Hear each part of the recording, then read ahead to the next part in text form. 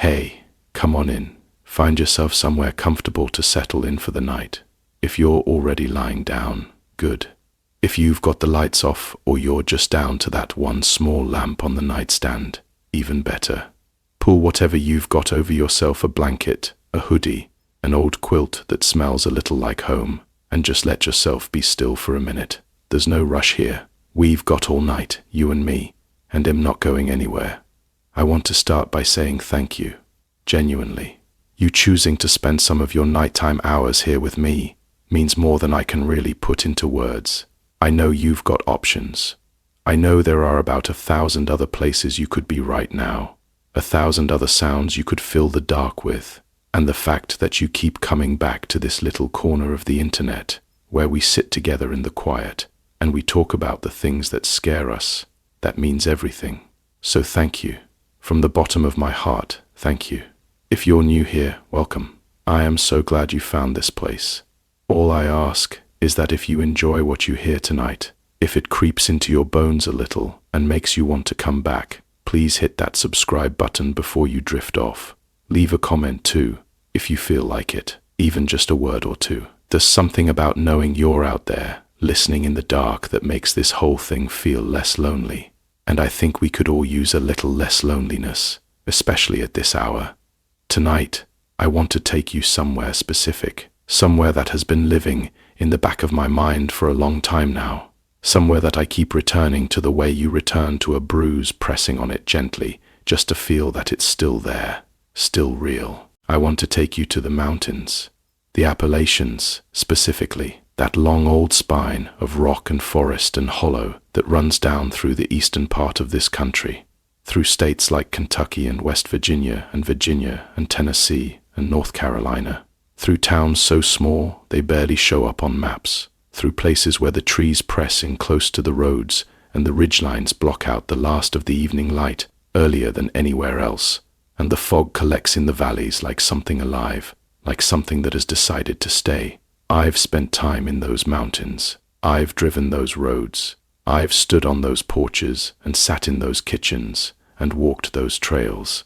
And I want to tell you that there is a quality to the darkness there that I have not found anywhere else in this country. A density to it, a presence. The mountains are very old, and they hold their history very close, and some of what they hold is not gentle. So get comfortable. Take a slow breath. Turn the brightness down on whatever screen you're watching this on, if you haven't already. And let me tell you about some of the things that happened to me in those mountains. Let me tell you about the towns, and the people in them, and the roads between them, and the things that live in the spaces between all of those things. I promise I won't rush. I promise I'll stay with you. I promise every word I tell you tonight is something I have carried for a long time. Something I have needed to say out loud in the dark with someone listening. Here we go. I think about Harlan County, Kentucky more than I probably should. I think about it when I am driving alone at night on an empty highway and the trees on either side start to get tall enough to block the stars. I think about it when I am in a grocery store and I catch a stranger watching me from the end of an aisle with no particular expression on their face. I think about it in November, specifically, when the light gets that thin gray quality and the days feel abbreviated, like someone has clipped them short on both ends, and the cold comes in not as a sharp thing, but as a slow, settling weight. I moved to a small community just outside Harlan in November of what I'll call year, one of a stretch of my life that I am still processing. Even now, I was 29 years old. I had just ended a relationship that had taken 4 years of my life and left me feeling scraped out, hollow in a way that I didn't know how to articulate to other people. The kind of hollow that doesn't look like anything from the outside, but that you feel every time you sit down to eat a meal alone or wake up at 3 in the morning and reach for someone who isn't there and hasn't been there for weeks and realize all over again that they are not coming back. I had a job offer, a remote job, graphic design work for a company in Cincinnati that I could do from anywhere with a decent internet connection, and I had the romantic, probably foolish idea that if I could just get somewhere quiet, somewhere far from everything I associated with that previous life, somewhere where the air was different and the landscape was different, I might be able to start the very difficult work of figuring out who I was on my own. A friend of a friend knew someone who owned a small rental house outside Harlan and was looking for a long-term tenant. The rent was genuinely unbelievable by any standard I was familiar with, coming from Columbus, Ohio, where I'd been living for most of my 20s. It was a proper house, not an apartment, 2 bedrooms, a full kitchen, a covered front porch, about a half-acre of yard that backed up against a wooded hillside. The photos showed it in summer, and it looked pretty, almost pastoral.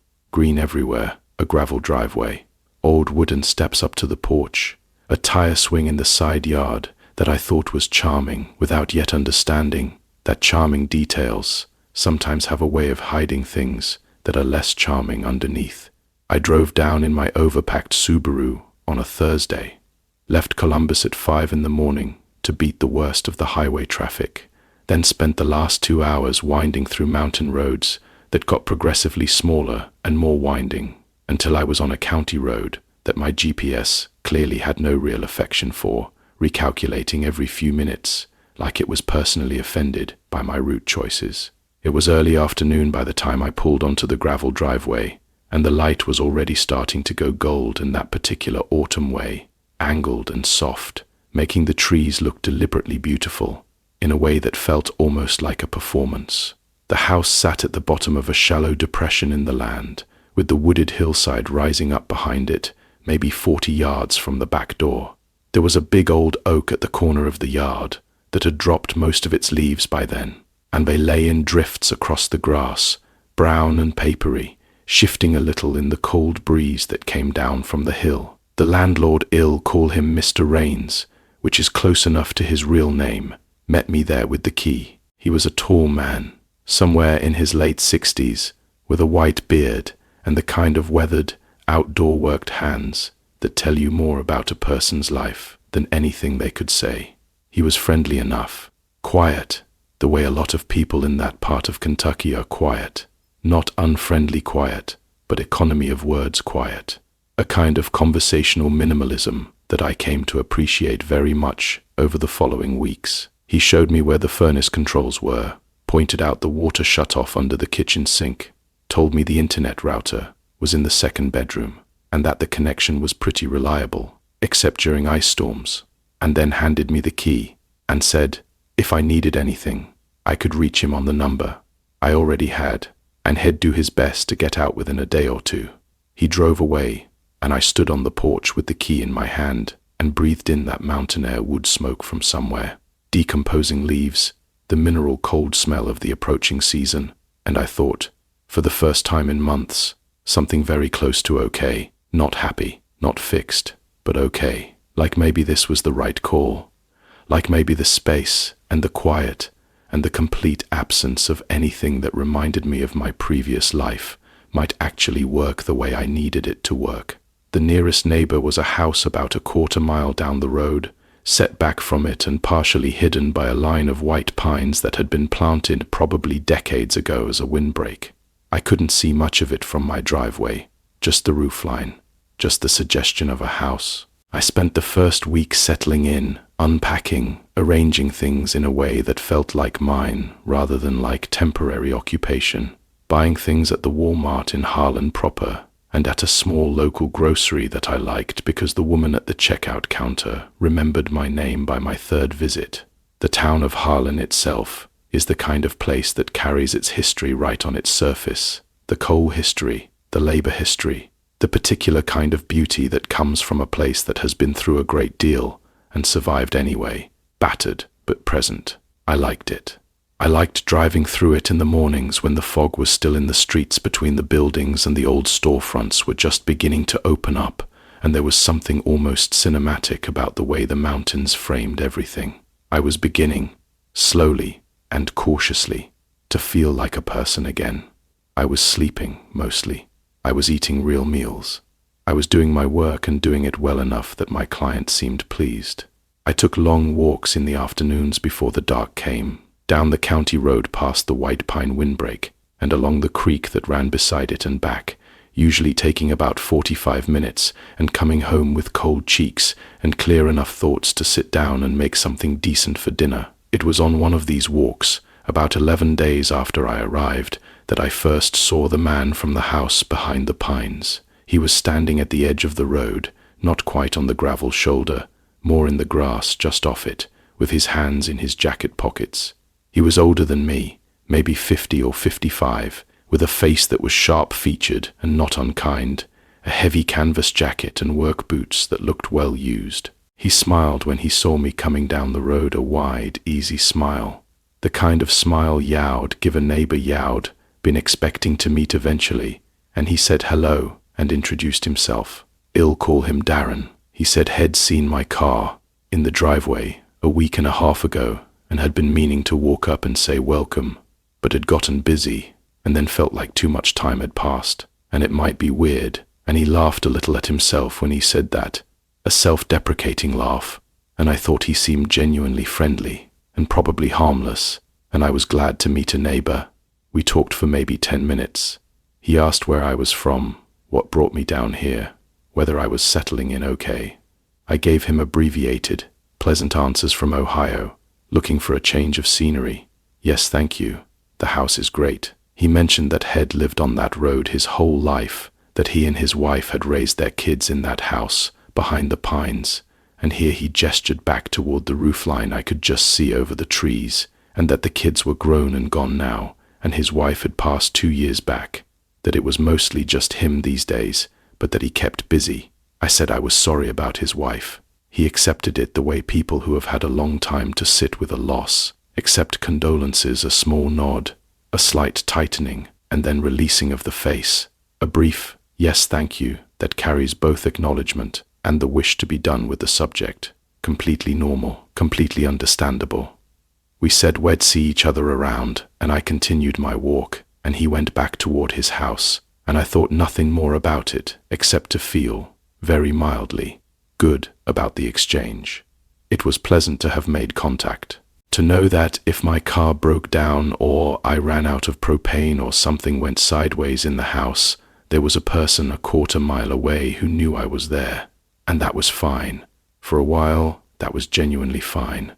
The first thing I noticed, the first thing that registered somewhere in the quieter, more attentive part of my mind before the louder, rationalizing part could dismiss it, was about a week after that initial meeting. I came home from my afternoon walk. It was getting dark by 5 now, the daylight just evaporating with no gradual warning, and as I turned up my gravel driveway, I noticed that there was a jar sitting on the top step of my porch. A mason jar, the kind people around there used for everything. It was full of what turned out to be apple butter, homemade with a square of cloth held over the mouth by a rubber band, and a piece of masking tape that said Darren on it in black marker. I thought it was a nice gesture. I did. I thought it was the kind of neighborly thing that people in small, rural communities do as a matter of course, because they do that kind of giving as genuinely part of the culture there, and I knew it, and I appreciated it. I brought the jar inside and put it in the refrigerator, and ate some of it on toast the next morning, and it was genuinely delicious, the kind of apple butter that has the right amount of spice and a real depth of flavor that the store-bought kind never quite achieves. But there was something else that I noticed when I was putting the jar in the fridge, and it was this. The jar had been left while I was on my walk, which meant that Darren had walked up my driveway and up my porch steps, and left it while I was gone, which meant that either he had watched me leave and timed it, or he had simply arrived and I wasn't home, both of which were perfectly innocent explanations. He probably just timed it because he'd observed that I walked in the afternoons. People in close communities do observe one another's routines, especially in quiet places where there is not a lot to observe. This is normal. I told myself this was normal, and I mostly believed it. But there was that small thing, that tiny register somewhere in the back of my mind, like a single piano key being pressed very gently and then released, and the note hanging in the air very quietly after. I wrote him a note thanking him for the apple butter and put it in my mailbox with the flag up, so that the mail carrier would leave it for him, and I thought that was the polite and complete way to handle it, and I moved on. 2 weeks later, I was on the phone with my friend Cara. She was back in Columbus, my oldest friend, someone I had known since I was 17, and I was telling her about the house and the road and the mountains, and she was asking the kinds of questions that good friends ask, the questions that mean I want to picture where you are, and I was describing the view from the front porch, and I happened to look out the window over the kitchen sink that faced the roadside of the property, and I saw Darren standing at the end of my driveway, just standing there, facing the house. I stopped mid-sentence. Kara asked what happened. I said nothing, something just distracted me, and I kept talking to her, but I was watching him out of the corner of my eye, and he stood there for I counted, while Kara was talking for nearly 2 full minutes, not moving, just standing at the end of my driveway looking at the house. Then he turned around and walked back down the road toward his house, and I watched him until the white pine windbreak swallowed him. I had 2 competing thoughts in rapid succession. The first was, he was probably just going for a walk and paused because he saw a light on and was wondering if he should come say hello, but then thought better of it. Normal. The second was, who stands at the end of someone's driveway for 2 minutes without moving and then just leaves? I let the first thought win. I finished my call with Kara. I made dinner. I put on something to watch, and I fell asleep on the couch, and I woke up at 1 in the morning with all the lights still on and the television still going and the particular disoriented alarm of having not meant to sleep. And I turned everything off and went to bed, and I didn't think about Darren standing at the end of my driveway until the next morning, when it came back to me all at once, in the way that things you've been trying not to think about tend to arrive suddenly, fully formed, with a sharpness that the night's small distance from it hadn't dulled at all. I thought about it while I made coffee. I thought, okay, this is probably nothing, but I should pay attention. That's all, just pay attention. And then 2 days after that, I was woken up at 3:20 in the morning by the sound of something on my front porch.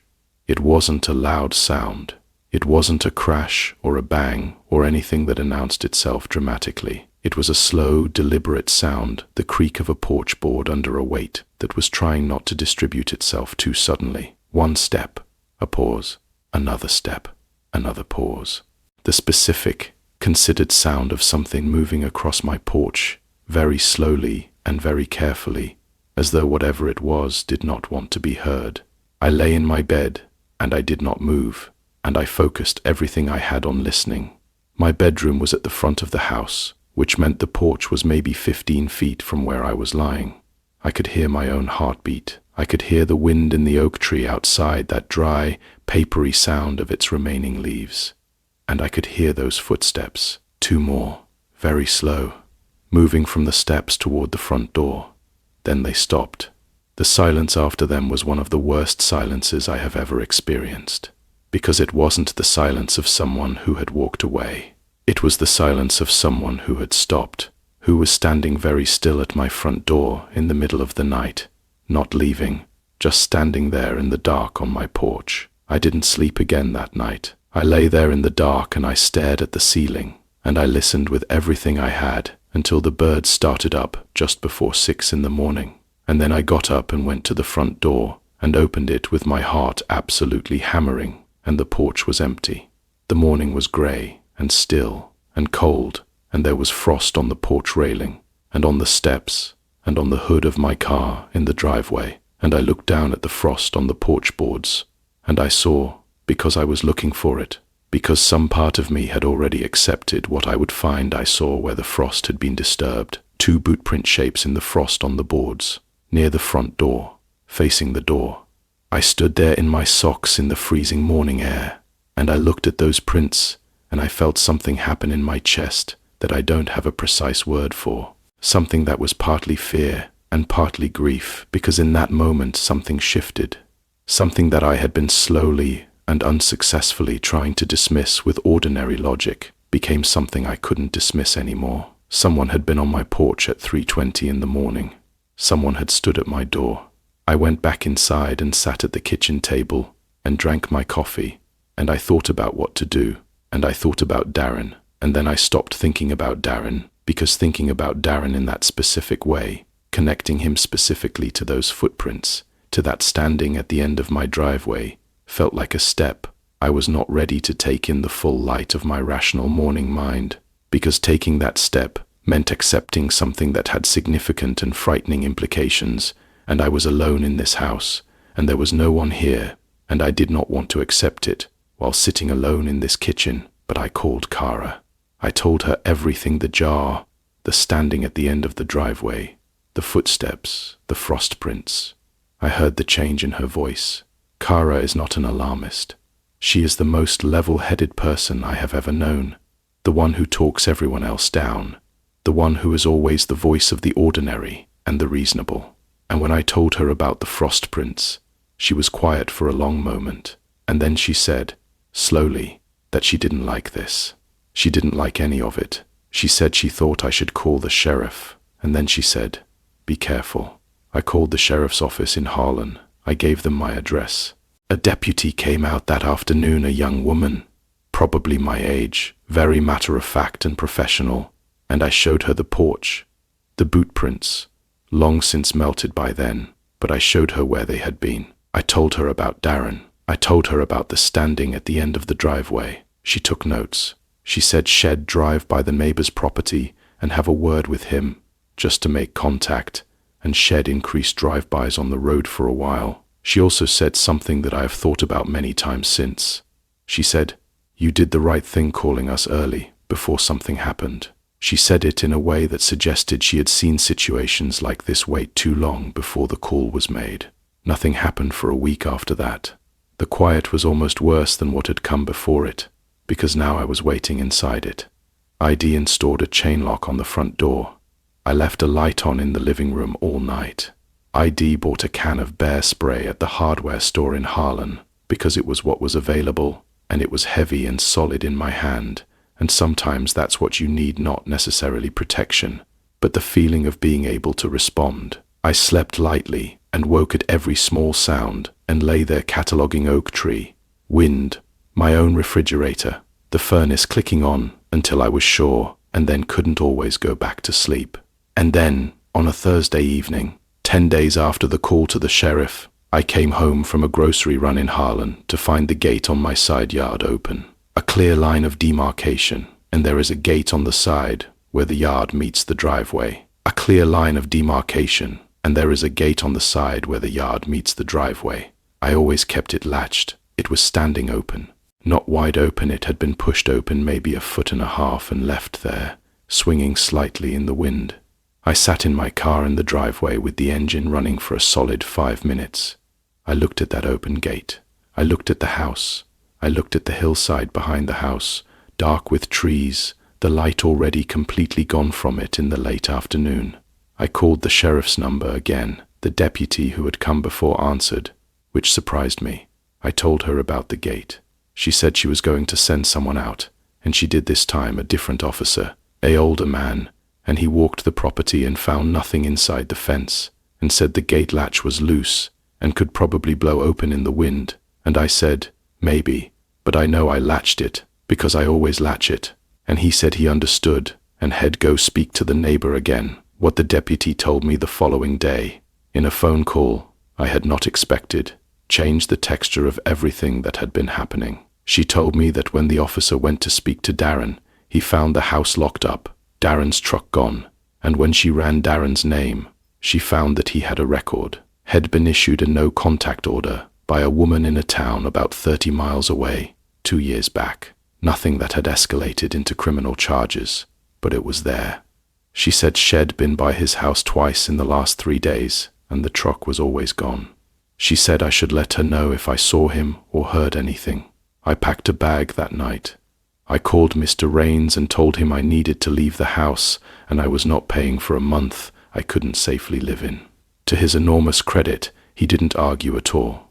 He said he understood, told me to leave the key on the kitchen counter, and that he was sorry. I drove back to Columbus that same night, arrived at 2 a.m, slept on Kara's couch with the door chain on and a chair pushed under the handle, and lay there staring at the ceiling of her living room in the dark, thinking about that open gate, those boot prints in the frost, the sound of someone walking very carefully across my front porch in the dead of the November night. They found Darren's truck at a trailhead about 25 miles away, 10 days after I left. I found this out because the deputy called me. just to update me.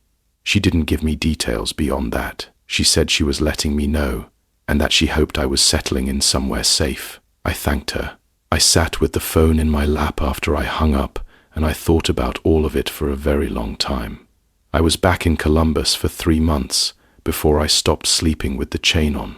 I was back for 5 months before I stopped startling hard when I heard footsteps on stairs that weren't mine. I still, even now, when I find a door or a gate open that I am certain I closed, feel something very cold move through my chest before I can stop it. That specific cold, like someone walked through me on the way to somewhere else. I don't know what Darren's intentions were. I genuinely don't. And there is a part of me that wonders sometimes, in a way I am not proud of, whether I overreacted, whether the footsteps were an animal, whether the gate latch really was loose, whether I turned an ordinary lonely old man into something frightening because I was already frightened, already raw, already looking for something to focus my anxiety onto. But here is what I keep coming back to. The deputy who took my first call. The way she said, "You did the right thing calling early." The weight in that sentence. The specific thing it was acknowledging without naming it outright. That weight meant something, and I hold on to it, and it reminds me that my instincts were telling me something real, even when my rational mind was working very hard to bury it. I think that's the thing about fear in real life that nobody tells you properly. It doesn't arrive as certainty. It arrives as discomfort, as a slightly wrong note in an otherwise ordinary piece of music, as a small thing that your body registers before your mind has language for it. And the skill, the hard, necessary skill, is learning to let that registering happen without immediately reaching for a rationalization to make it stop, because the rationalization protects your comfort, and sometimes your comfort and your safety are in direct opposition to each other. That's what Harlan taught me first. The sound of a single piano key pressed gently in the dark. Listen when you hear it. It took me a while after that experience to feel ready to go back to the mountains. I want to be honest about that. It wasn't a fear of the mountains themselves. The mountains had nothing to do with what happened in that house. Not really. But trauma does a funny thing where it attaches itself to the context of the event rather than to the event itself. And so for a while the idea of mountain roads and small communities and houses set back from the road with hills behind them made something in my stomach pull tight, made me want to stay in cities, in places with visible neighbors and well-lit streets and the constant ambient noise of other people living their lives close by. But I kept going back, eventually. A part of me has always been drawn to those mountains in a way I can't fully explain. They are genuinely beautiful, in that particular Appalachian way that is more complex and more melancholy than the kind of beautiful you get in places that are simply pretty. It is a beauty that has cost something, that has grown up through difficulty, and there is a quality in the landscape itself, in the way the light moves through those old forests, in the way the ridges fold into one another, in the middle distance that feels like it's asking something of you, asking you to pay attention, asking you to stay present. I started going on short trips, a few days here, a long weekend there, staying in proper hotels rather than rental houses, keeping my range limited so I always had a clear, short route back to an interstate highway, being careful in the way that you are careful after you've learned what careful means. And then there was West Virginia. I need to tell you about Blackwater Falls. Not the falls themselves, those are beautiful and completely benign, in the way that genuine natural wonders tend to be. I mean the area around them, the forest, the trails, the long stretches of road through the Canaan Valley before you get to the park, where the spruce trees grow so densely on either side that driving through them at night feels like driving through a tunnel that the trees have built specifically to keep the world out. It was September, which is arguably the most beautiful month in that part of West Virginia. The maples were just starting to turn, not fully committed yet, just beginning to show the first blush of orange at the edges, like an ember that hasn't decided to become a fire, and the air was that perfect mountain September air, crisp and clear, carrying the smell of elevation and the particular sweetness of things beginning the slow process of going dormant. It was the kind of day that made you feel genuinely grateful to be alive in a body that could sense all of it. I was alone. I want to be clear about that from the start. I was 31 by this point, and I had been doing solo travel in outdoor places long enough to be careful about it. In the right ways, I told people where I was going and when to expect me back. I had a fully charged battery pack for my phone. I had proper hiking boots and enough water, and the general competence of someone who has spent real time on trails and has made and learned from the usual early mistakes of the inexperienced hiker. What I did not account for was how quickly and completely the darkness comes in those mountains in September, once the sun clears the ridgeline, and I did not account for how long I had walked. I want to be honest about the setup here, because the setup is where things started to go wrong in ways that didn't announce themselves as wrong until much later. I started the trail from the park's main trailhead at about 2 in the afternoon, which sounds perfectly sensible, except that sunset that day was around 7:30, and I had planned to do an out-and-back loop that the trail marker said was approximately 8 miles total. 8 miles in around 5 hours should be doable. Comfortable even, for someone in reasonable shape who hikes regularly. But I was not moving at the pace I thought I was moving. I stopped more than I expected to. I sat on rocks above the falls and watched the water for 20 minutes because it was so spectacularly beautiful, and I had nowhere to be. And that's what you do when you're in a beautiful place and you're alone and you don't have anyone asking you to keep moving. I spent another stretch of time sitting very still on a log off the main trail because I'd seen what I thought might be a black bear moving through the understory about 50 yards away, which turned out to be a very large, dark-coated dog, which itself was unexpected and slightly concerning in terms of wondering where its owner was, and I sat there waiting to see if it would clear out before I moved on, which it did, but it cost me another 20 minutes, and the trail itself was harder going than the map suggested, the way West Virginia trails often are, with the elevation changes coming more sharply and more frequently than the topographical lines on the paper really convey. Tice knew about it. I was moving slower on the back half of the loop than I had on the front half, tired in the way that is not alarming, but that you feel in the incremental, compounding way of honest physical effort. I realized I was going to be cutting it close to dark somewhere around 6:15, when I was still about 3 miles from the trailhead, when the light was already doing that thing it does in thick forest, diminishing unevenly, so that the spaces under the trees were getting genuinely dark, while the canopy above was still collecting the last of the day's color. I picked up my pace. I checked my phone, still a signal, which was a relief, though a slim one, and I sent a text to my friend Jamie, who was my check-in person for the day, telling her I was running behind and would be off the trail around 8, maybe a little after. I want to tell you about the silence that came as the daylight left, because it is important to what happened next, and it is something I have not been able to fully describe to anyone in a way that communicates the reality of it. It wasn't the silence of absence. It wasn't the silence of an empty room. It was the silence of something very large, holding itself very still, all around you, in every direction at once. At once the birds stopped, which they do, quite suddenly, at a certain threshold of twilight, the bird song simply cutting off like a tap turned off once they stopped. The forest was not quiet in any reassuring way. It was present. That's the only word for it. The forest was present in a way that the daytime forest is not, and that presence was enormous and very close. I turned on my phone's flashlight and kept moving, and then I heard it. Footsteps on the trail.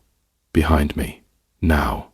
And I want to be careful here, because this is important. They were not obviously human footsteps.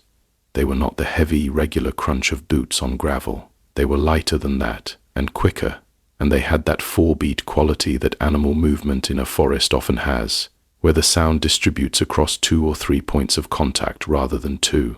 But they were also not quite right for an animal I could easily name. They were too measured, too deliberate.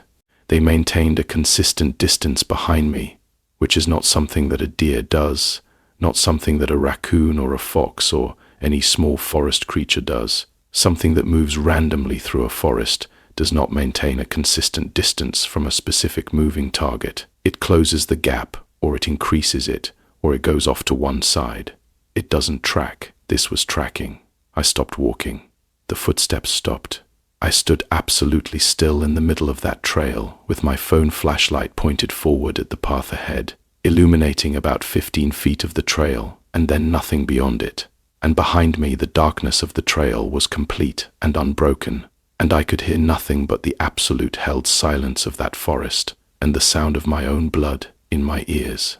I walked faster. The footsteps returned, maintaining the same distance, maybe 40 feet behind me, by sound, though in forest darkness sound travels and reflects oddly, and I was not confident in my estimate. I want to tell you what that specific fear felt like. The fear of being followed in darkness, in a place that is entirely empty of other people. It is not like the fear of a loud, sudden thing, the jump scare fear, the fear that spikes and then releases. This fear was different. It was horizontal. It didn't spike. It spread.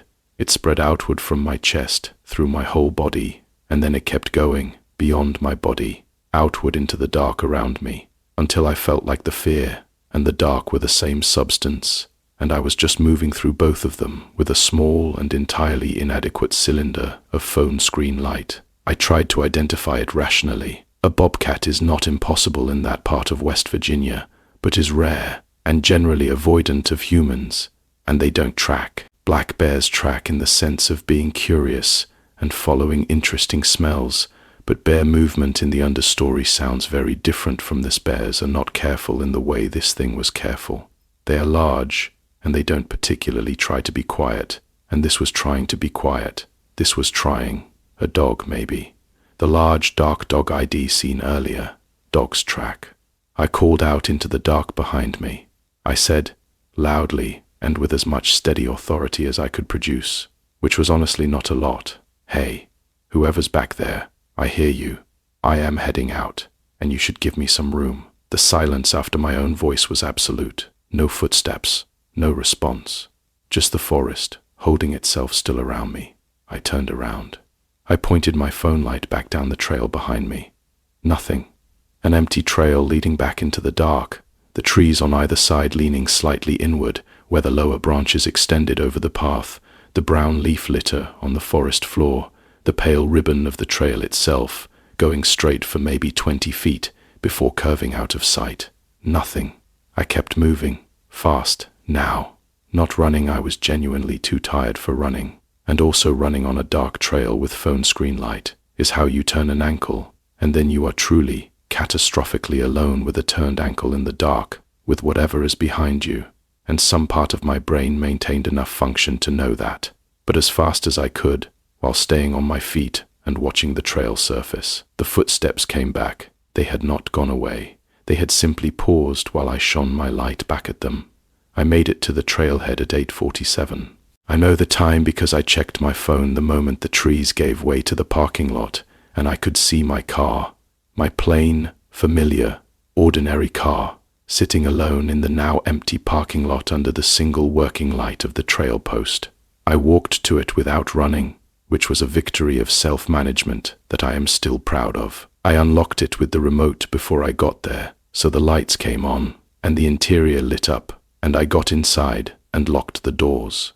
And then I sat there in the parking lot with my hands on the steering wheel, and I looked at the trailhead, the wooden post with the trail map, the dark opening between the trees where the trail began, and I waited to see if anything came out. Nothing came out of the trees. I sat there for 10 full minutes, and nothing emerged from the trail into the parking lot light. I drove to my hotel in Davis, which was about 12 miles away, and I sat in the hotel room in the flat beige light, and I ate crackers and peanut butter from my pack, and I thought about what had been behind me on that trail.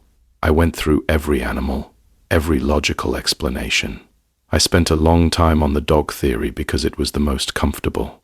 A large dog, following a trail scent, moving parallel through the woods rather than directly on the path. Yes, maybe that. But the thing about the dog theory is this. When I called out behind me, a dog would have responded. A curious dog following someone on a trail responds to voice. It either comes forward or it retreats, or it makes a noise. It does not go immediately and completely silent and stay that way while you stand there listening. I don't know what was behind me on that trail. I genuinely do not know. I have been back to Blackwater Falls twice since then, during daylight, with other people. And it is as beautiful and as peaceful as I described, and I have felt nothing there that wasn't wonder. Whatever was in those trees that particular September evening, I can't name it, and I can't explain it, and I have made a kind of uneasy peace with the not knowing. I stay on trails now. I always do. I finish before dark, always, but I check behind me, more than I used to. A habit I didn't have before that night, and that I cannot seem to unlearn. The sleep I got that night in the hotel in Davis was the deepest sleep I'd had in a long time, which seems counterintuitive, and probably is, but there is something about having actually gotten out, actually made it to the car, actually driven to safety, that my body recognized even while my mind was still processing the fear. My body knew it was over for the night. My mind caught up somewhere around 4 in the morning, and I woke up suddenly from a completely dreamless sleep, absolutely certain something was outside the hotel room window, and lay there listening for a full minute until I heard the particular hum of a car on the highway 100 yards away, and remembered where I was and let myself breathe. The next morning was one of those pristine September mountain mornings that make you forgive everything, cold enough to see your breath, light slanting gold through the spruce trees. The mountains visible over the tree line in that way they have in clear autumn mornings, blue and layered and impossibly old-looking. I drove home that day, and I arrived in Columbus in the late afternoon, and I walked into my apartment, and the familiar smell of it, coffee and warm air, and my specific collection of belongings hit me like something physical, and I stood in my own doorway for a moment, and just felt very grateful to be inside a space I knew. I told Jamie about the footsteps when she texted to confirm I was back safe. She said she was glad I was out before dark, and she made the kind of concerned but practical suggestions that good friends make. Always tell someone your exact trail plan. Consider a whistle, look into bear spray. I thanked her and agreed with her, and didn't fully convey the quality of those footsteps, the way they tracked, the way they stopped when I called out. Some things communicate better in person, in a quiet room, than they do in a text message or even a phone call. Some things need the full context of a human face and voice to land properly. I carried the memory of those footsteps for a long time before it faded to the background where it now lives. Sometimes I hear it not in the woods, but in quiet places, empty parking garages, the back of a grocery store after most of the shoppers have gone, the corridor of an apartment building late at night where my footsteps are the only footsteps. And then, behind my own footsteps, I hear the ghost of those other footsteps, maintaining their distance, careful and deliberate in the dark. There is a particular quality to outdoor darkness, to forest darkness at night, that I want to try to describe to you, because I think it matters for understanding the kind of fear those mountains can produce, and why it has stayed with me in the way it has.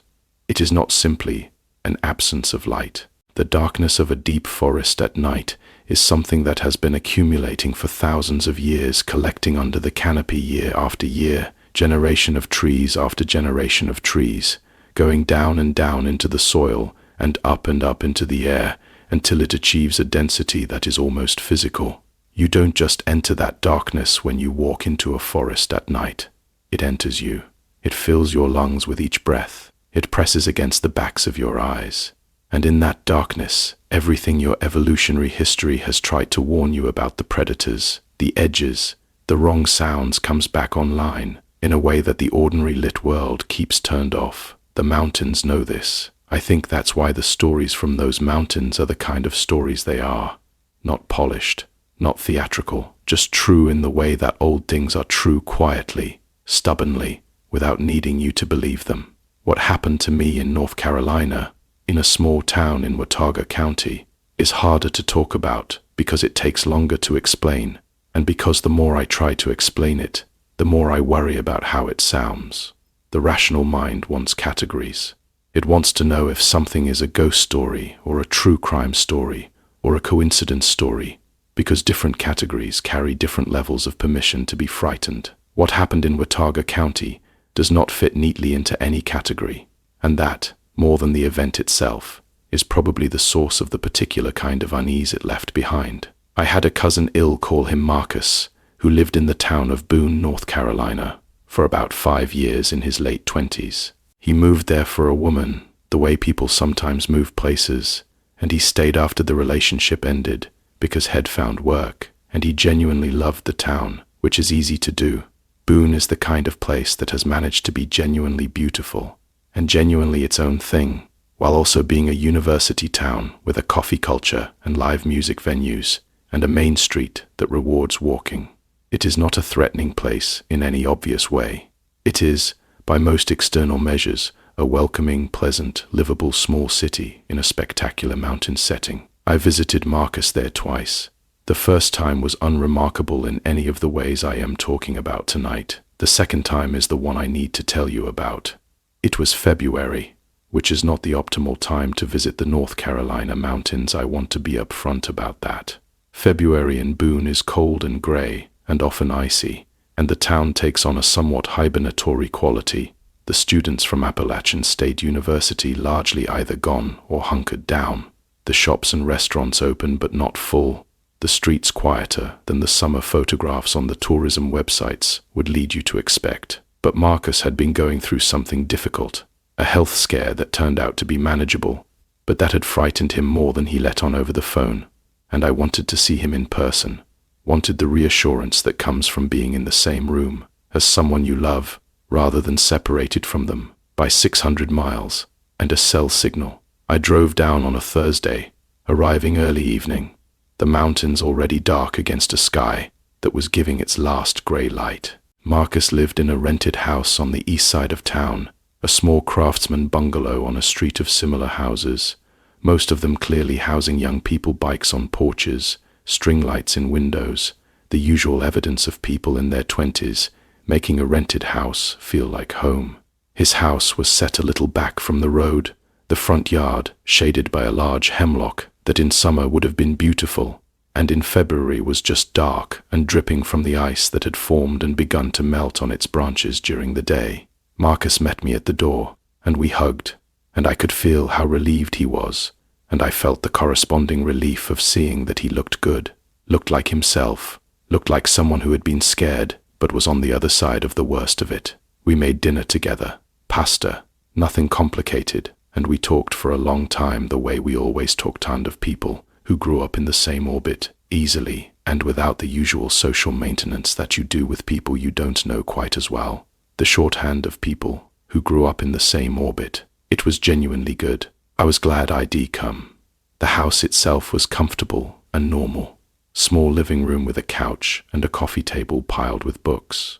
A kitchen that was slightly too small for 2 people to be in at once without bumping elbows, but that had good light and a gas stove, which Marcus valued above most other domestic attributes.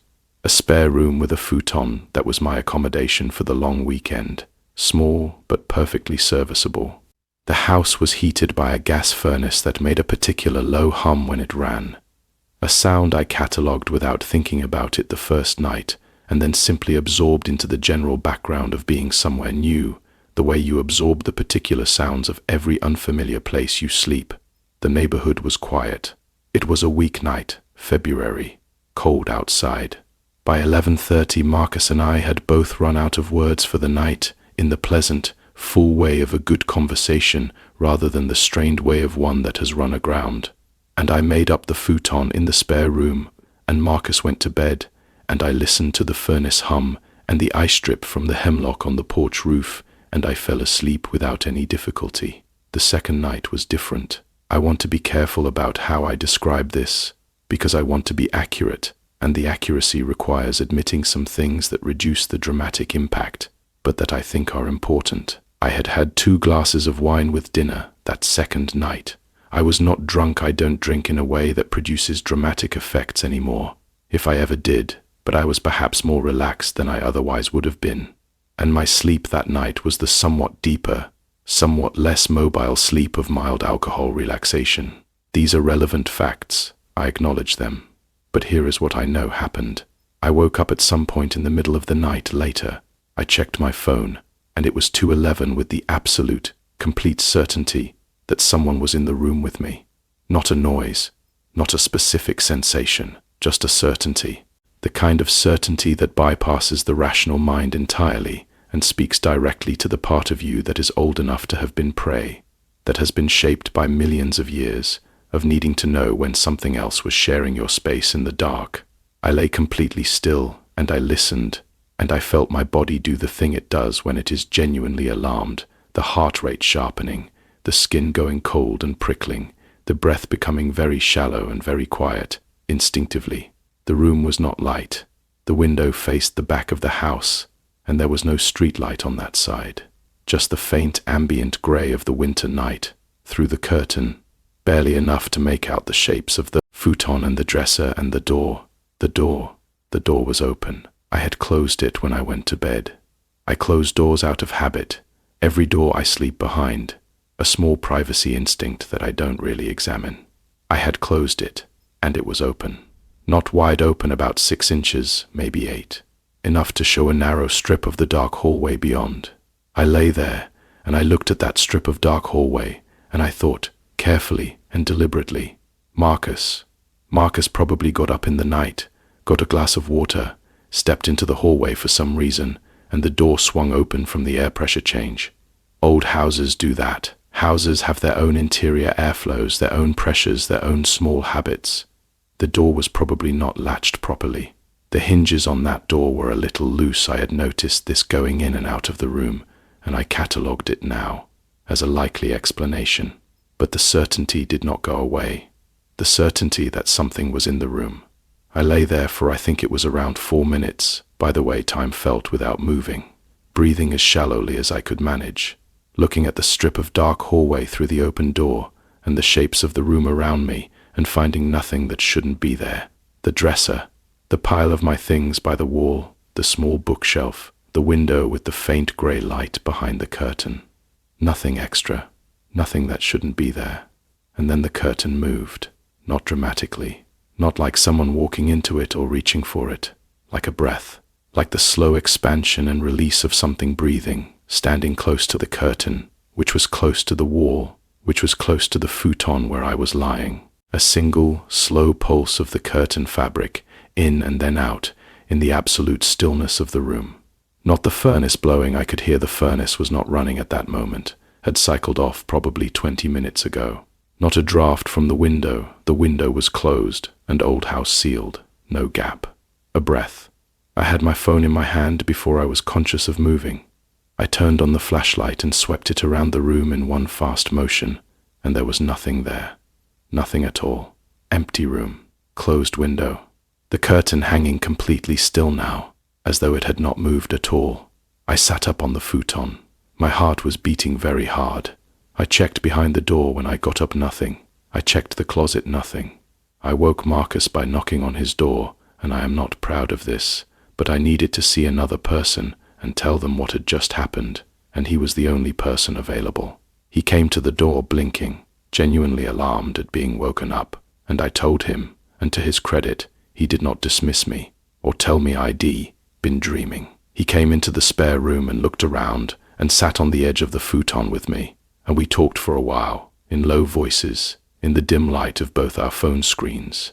He told me something then that I had not known before that visit. He told me that the previous tenant of the house, who had moved out 8 months before he moved in, had been a woman who died by suicide. Not in the house her family had found her, but she had lived there. It had been her home. He told me this matter-of-factly, not as a ghost story, more as context, the way you mention things about the history of a place, when something unexplained happens inside it and someone asks. He said the landlord had mentioned it when he signed the lease, in the careful, legally required way that some states require disclosure of stigmatized properties. He said he had never thought much about it, had never experienced anything unusual in the 1.5 years he'd been living there, and he said this last part with a look that suggested he was maybe reconsidering that assessment. I slept on Marcus' couch that night, on the living room side of the hallway, with the lights on in the kitchen. Marcus fell asleep easily enough, and I listened to the house for a long time. I listened to the furnace, and the hemlock dripping, and the very occasional sound of a car on the street outside. I did not hear anything else. I did not feel anything else. Whatever presence had been in that room, whatever had moved that curtain, did not return, not to anywhere I was. I drove home on Sunday, and I thought about the curtain for the whole 6-hour drive. I went through every rational explanation again, as thoroughly as I could, and I could not find one that fully satisfied. What I landed on was this: I don't know. I genuinely don't know. And I think honest uncertainty is more respectful of reality than a tidy explanation that doesn't quite fit. What I know for certain is that the fear was real, and that it had a different quality from the fear I experienced in Harlan or on the trail at Blackwater Falls. Those were fears about a specific, identifiable something, a person with possible bad intentions, a creature tracking me through darkness.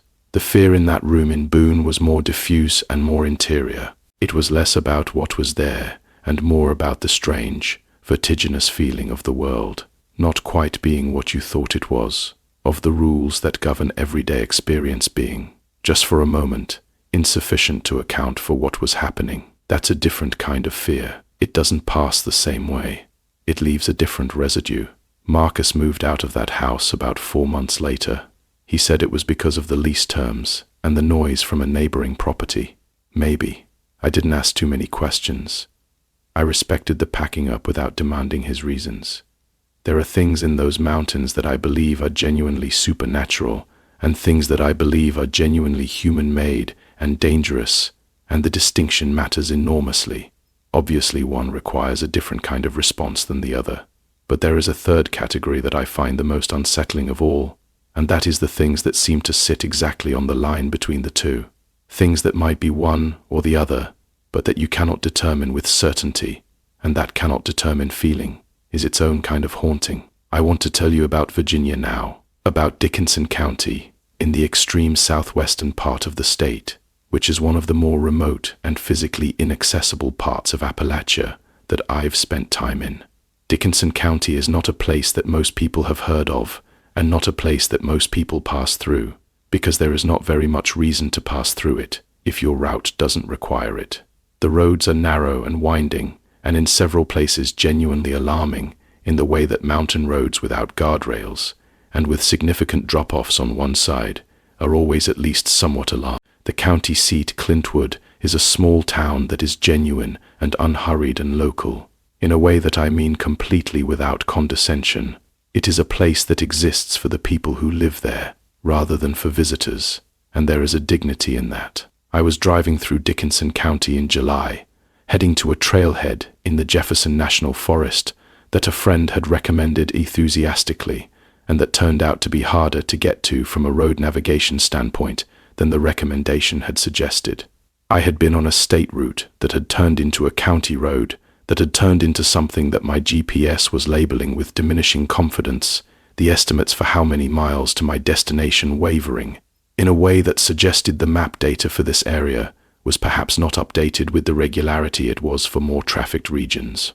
It was mid-afternoon, hot in that specific way that mountain July is hot. The air itself is not as heavy as it would be in the valley, but the sun in the clearings is direct and unfiltered, and the transition between sun and shade is dramatic, like going in and out of a heated room. I had my windows down, and the music low, and I was genuinely enjoying the drive, even through the navigational uncertainty, because those roads through southwestern Virginia, in July, are just beautiful in a way that makes you feel like you've gone back in time. And I mean that as pure admiration, nothing romanticizing or condescending, just the honest observation that they have a quality of uninterruptedness, a quality of the land not having been significantly altered in many decades. That is rarer and rarer to find in this country. I needed gas. My tank had been on the low side when ID left the previous town, and ID told myself, ID fill up at the next place, and the next place had been farther than I expected, and so by the time I found a small combination gas station and convenience store set back from the county road on a gravel lot, the low fuel light had been on for about 20 minutes, and I pulled in with the particular relief of a specific small problem about to be solved. The store was a single-room building, older, with a hand-painted sign. There were 2 gas pumps, both the older kind without a credit card reader, pay inside first. The only other vehicle was an old pickup truck parked on the side of the building. The door of the store had a spring on it, and it swung closed behind me with a loud creak and slap, that seemed excessive in the quiet. Inside, it was dim and cool from a window unit, AC, that was working hard and winning by a narrow margin. The shelves were the kind of shelves that a small rural convenience store has a little of everything, nothing in abundance. The particular organization of a place where one person knows exactly where everything is and does not feel the need to explain it to anyone else.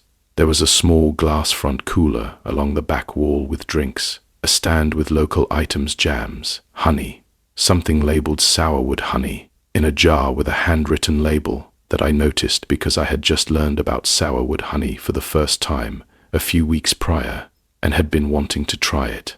The person behind the counter was a woman I would estimate was in her mid-40s, with dark hair pulled back and the kind of face that looks like it has spent real time outdoors, a particular quality of skin that comes from weather and sun and wind, not unpleasant, just lived in. She looked up when I came in and said "hey" in the regional way, which is neither a greeting requiring an extended response nor an invitation to small talk, but simply an acknowledgement of arrival. And I said "hey" back and asked for 20 on pump 1.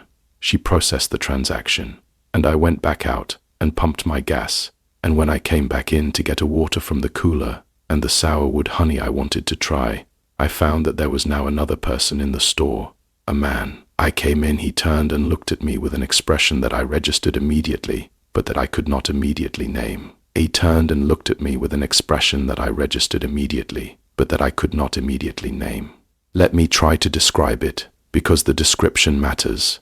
It was not aggressive. It was not obviously hostile or leering, or any of the things that would give you an immediate, classifiable read on the situation. It was attentive, the way a person looks when they see something unexpected and are deciding how to process it.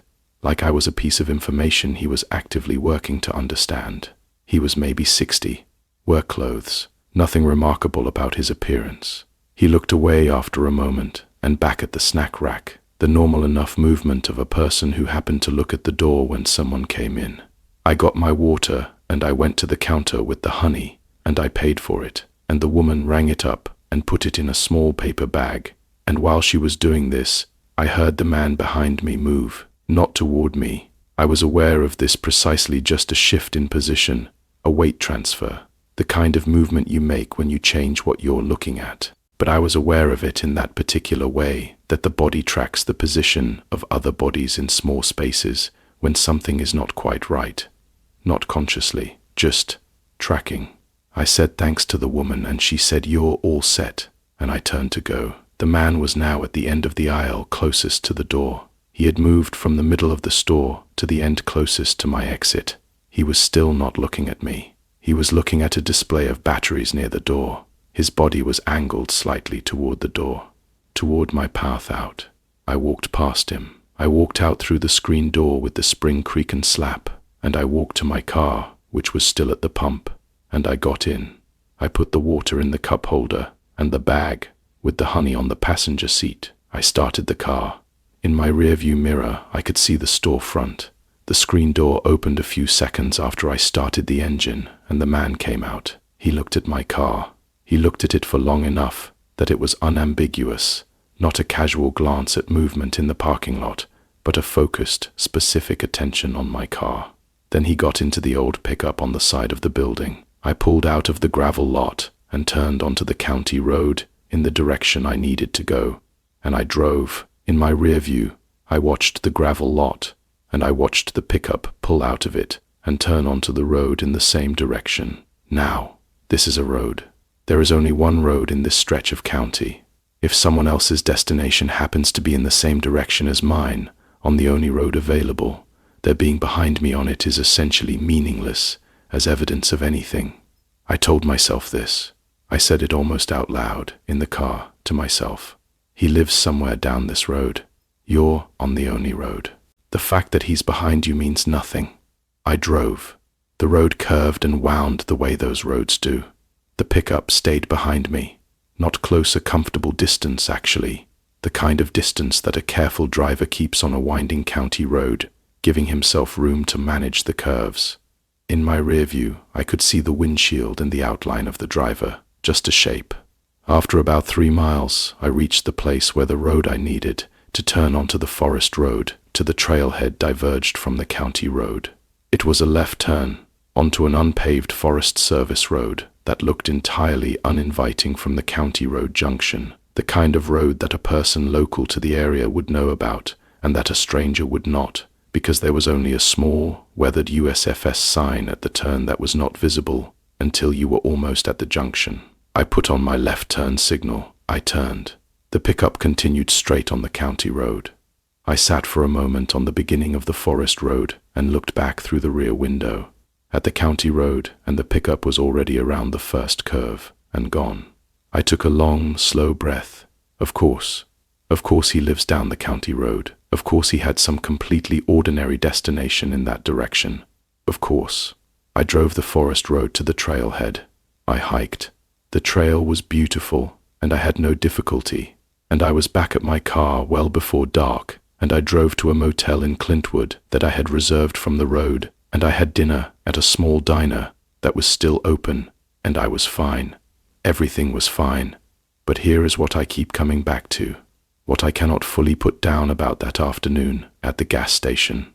It is not the man in the store, taken in isolation. It is not the truck following me down the road, taken in isolation. Each of those things, individually, has a perfectly ordinary explanation. What I keep coming back to is the expression on his face when I walked in. That attentive, processing look, not hostile, not leering, just interested in a way that felt disproportionate to the situation of simply sharing a convenience store with a stranger. And the moving to the end of the aisle closest to the door, the body language of positioning, whether that was conscious or unconscious on his part, that is what the body does when it is arranging itself in relation to something it is tracking. Whether that tracking was benign, simple curiosity, the kind of noticing that anyone does when an unfamiliar person comes into a small, isolated store, or something else, I do not know. I will never know. But the body registers those things for a reason, and my body registered it.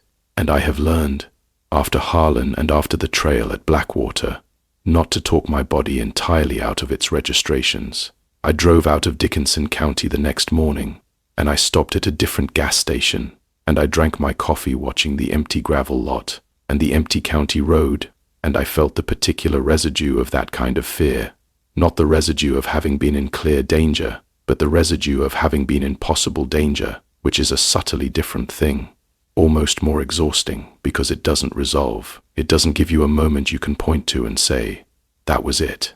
That was the worst of it. It stopped there. It just stays open. A door left ajar. The mountains keep doors ajar. They always have. That's something I've come to believe about the particular psychological quality of that landscape. It is a place where ambiguity survives, where things don't fully close, where the things you experienced last week sit in the same continuous present tense as the things that are happening right now, because the landscape itself hasn't changed enough between then and now to make the past feel fully past. The rocks are 300 million years old. The hollers have been there longer than any human memory of them. The darkness under those trees has been accumulating for lifetimes upon lifetimes. In a place that old, time works differently. The things that happened leave marks in the air. I want to tell you about Mingo County, West Virginia. I want to tell you about the town of Matewan, actually, which sits right on the Tug Fork River, on the border with Kentucky. One of those border towns where you can stand on a bridge and be in one state and look across the water to another. Matewan is a town with enormous, specific historical significance. The Matewan Massacre of 1920, the Coal Wars, the history of labor and land and power that runs through that whole region like a vein of coal through rock, and it is a place that sits with its history in a way that is visible in the architecture, in the streets, in the particular quality of the silences between the houses. I went to Matewan not for anything remotely dark tourism adjacent. I went because I had been reading about the coal history of the region, and I wanted to see the places I'd been reading about. And because a friend who grew up in that area had told me once that it was one of the most historically significant small towns in America that nobody outside West Virginia seemed to know about. And she was right. The town is on the National Register of historic places. The streets where the massacre happened are still the streets of the town. The past is not behind glass there. It's right at the surface, all of it.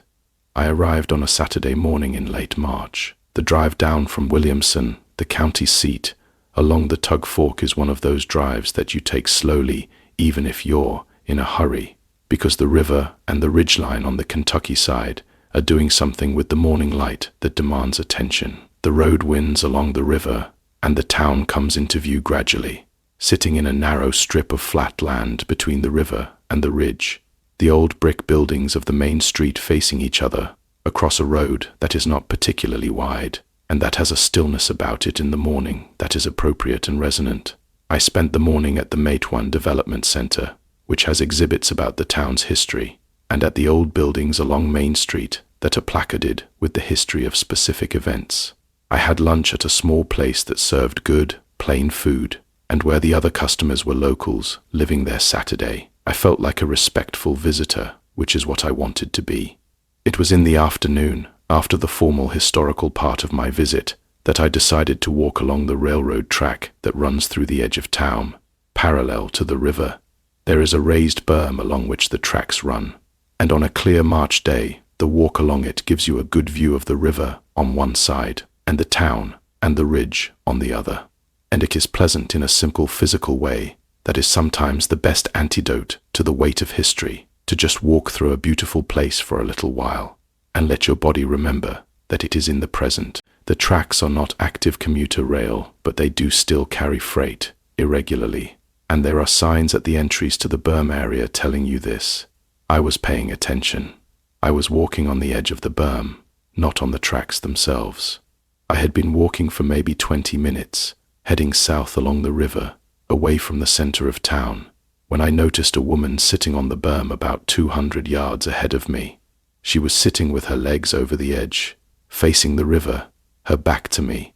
She was completely still in the way that people are still when they are in very deep thought or very deep emotion. There was something about the stillness that made me slow my pace slightly, the way you slow down when you are approaching someone who seems to be in a private moment, not wanting to intrude. As I got closer, I started to feel something change in the quality of my walk, a slight, indefinable unease. Not about her specifically, she hadn't done anything to create unease. She was simply sitting there, but about the particular combination of things. The stillness, the closeness to the edge of the berm, the Tug Fork running below, wide and grey in the March light, the complete absence of anyone else in any direction. When I was about 50 yards away, she turned and looked at me. She was younger than I had thought from a distance, maybe 20, maybe 22. She had a face that was very pale and very tired in the way that seems to go deeper than ordinary physical tiredness. She looked at me for a moment and then turned back to the river. I came level with her and I stopped. I said hello. She said hi back, quietly, without turning around. I looked at the river. I looked at the edge of the berm. I looked at her hands in her lap, which were very still. I thought about a lot of things in a relatively short span of time. I thought about the statistical reality of where I was and what I might be looking at. I thought about how to say the right thing when you don't know what the right thing is. I thought about being very wrong and being condescending and intruding on someone who just wanted to sit by a river in the afternoon and didn't need a stranger's concern. I thought about all of this in about 5 seconds, and then I sat down on the berm beside her, not too close, leaving a few feet between us, and I said, "The river's beautiful today." She looked at me again, a longer look this time, some kind of assessment happening behind her eyes. Then she said, "Yeah." And then she said, "You don't have to stay." And I said, "I know." And I did stay. I sat there beside her on that berm with the Tug Fork below us and the March sky above and the old ridge of Kentucky on the other side of the water. We didn't talk for the first several minutes. We just sat, and then she started talking slowly and quietly, and I listened. And I am not going to tell you what she said, because those words were hers, and they belonged to that afternoon and to the specific grief that had brought her to that berm, and they are not mine to put in a story. I will tell you that we sat there for over an hour.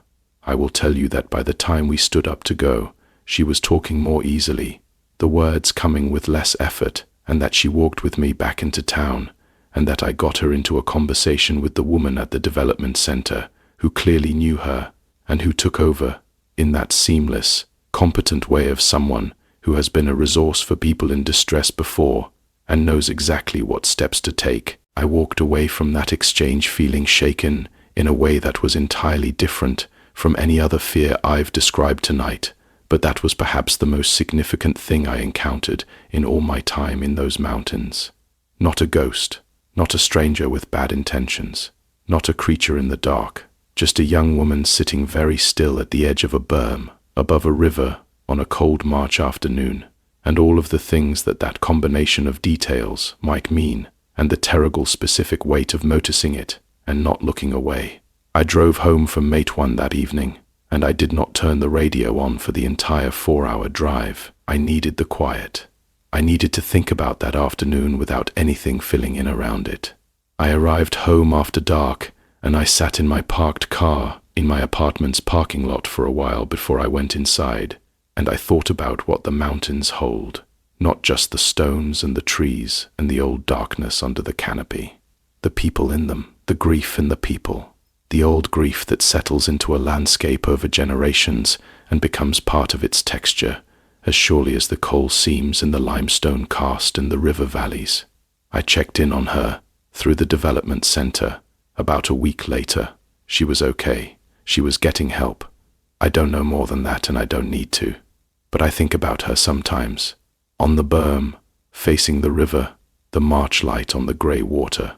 I think about what she was carrying, and about the small, strange grace of a stranger appearing at the right moment, and about how those moments are the inverse of all the other ones. I've described tonight not a stranger whose presence made things more dangerous, but a stranger whose presence, just the fact of another human body nearby and willing to stay, made something fractionally less dangerous. The mountains hold both kinds.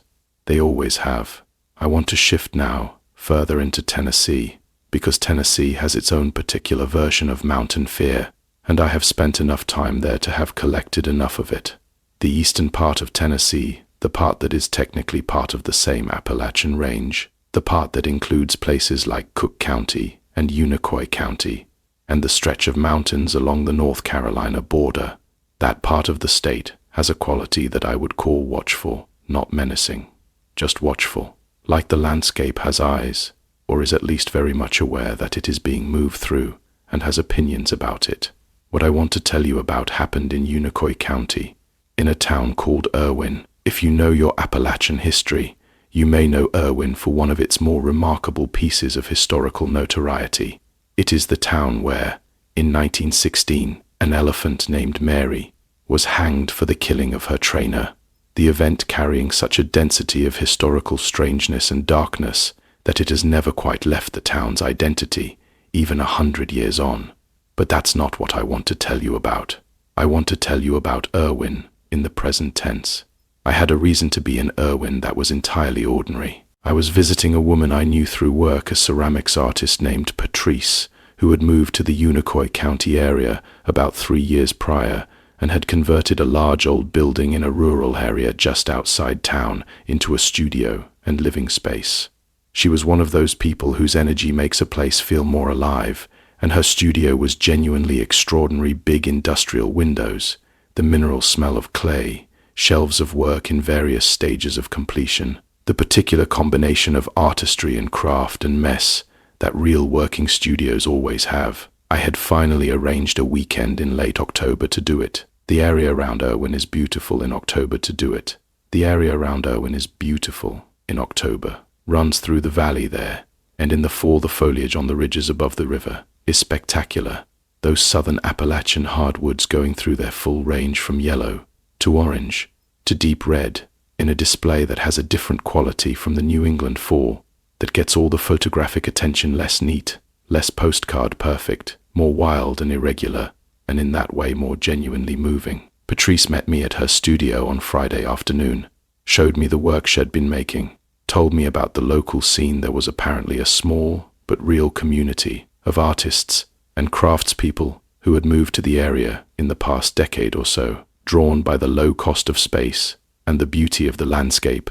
and made dinner on the big gas range in her kitchen area.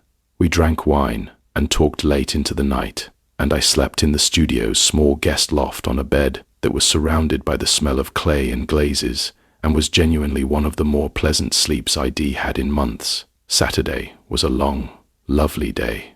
We drove to the Nolichucky Gorge in the morning and walked along the river for a while. We stopped in town for lunch. In the afternoon, Patrice needed to go into the studio to finish a piece she had on a deadline, and I told her I was going to take the car and drive some of the back roads, just to see the landscape, which is something I enjoy doing alone, and which Patrice, who had her own work to attend to, was completely comfortable with.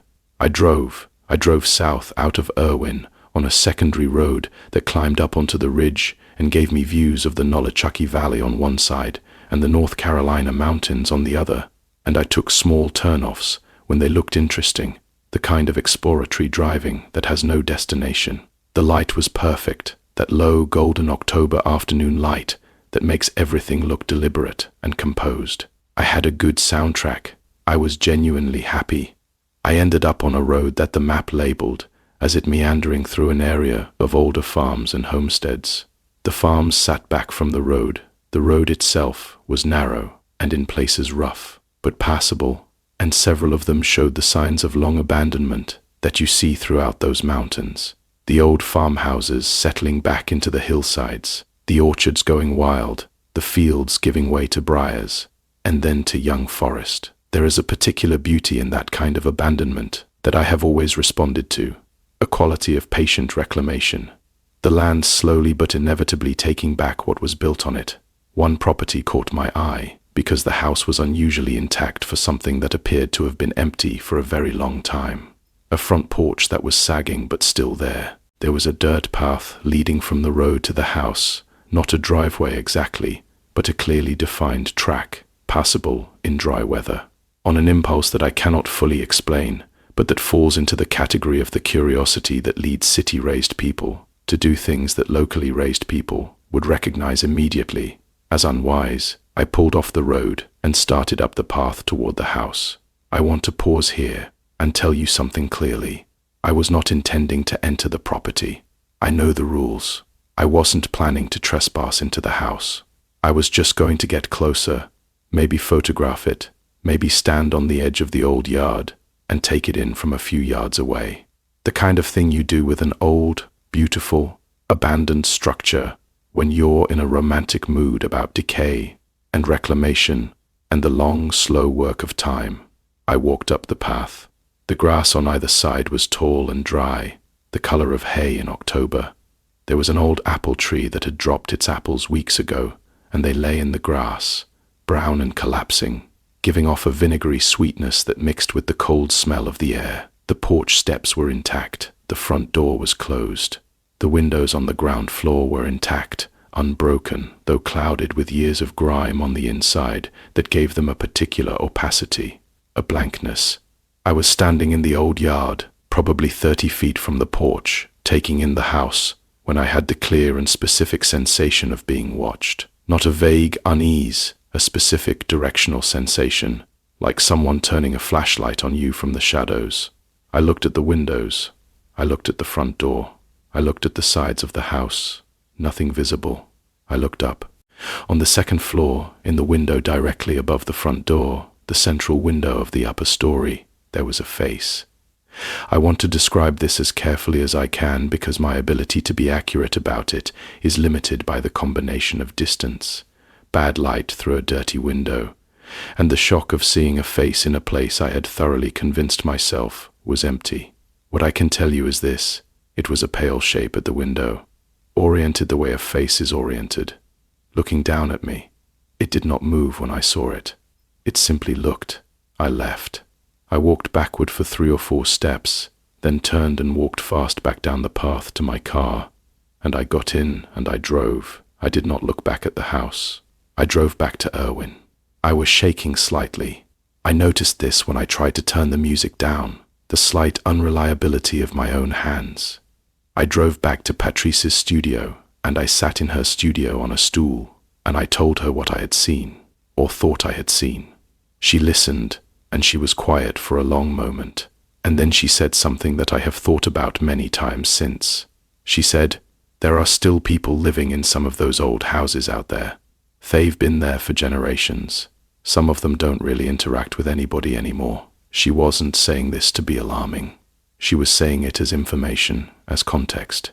As, you were not as alone as you thought you were, which is its own kind of frightening, honestly, if you sit with it long enough. I couldn't fully determine which was more unsettling, the possibility that the face in the window was the face of a genuinely deceased person lingering in their old home, or the possibility that it was the face of a living person watching a stranger walk up the path to their isolated, apparently abandoned house. Both required entirely different responses. Both were frightening in entirely different ways. And the thing is, I have no way of knowing. I never went back. I didn't ask anyone in Irwin about the property specifically, partly because I wasn't sure I could describe the road well enough to identify it, and partly because I wasn't sure I wanted the answer, either answer. Patrice and I talked late into Saturday night, and she told me other things about the area, not horror stories, just local knowledge, the kind of accumulated understanding that comes from living somewhere for 3 years and paying real attention to it. She told me about properties that locals simply don't go near, not because of ghost stories or superstition, but because of practical understanding of who lives there and how they feel about being approached. She told me about the informal social geography of the area, the places where you wave and go on, and the places where you don't stop, the places where the darkness in the windows means nothing, and the places where it might mean something. There is a kind of local knowledge in those mountains that is transmitted from person to person in exactly that informal way, not written down, not formalized, not even always articulated directly. It is knowledge that exists in the gaps between what people say out loud, in the things they don't say, in the way a conversation steers around a topic without naming the topic, in the way an experienced local answers a direct question about a specific place with a kind of gentle, firm deflection that is itself more informative than any direct answer could be. You learn to read that deflection. You learn to hear what it's saying, even when no one is saying it.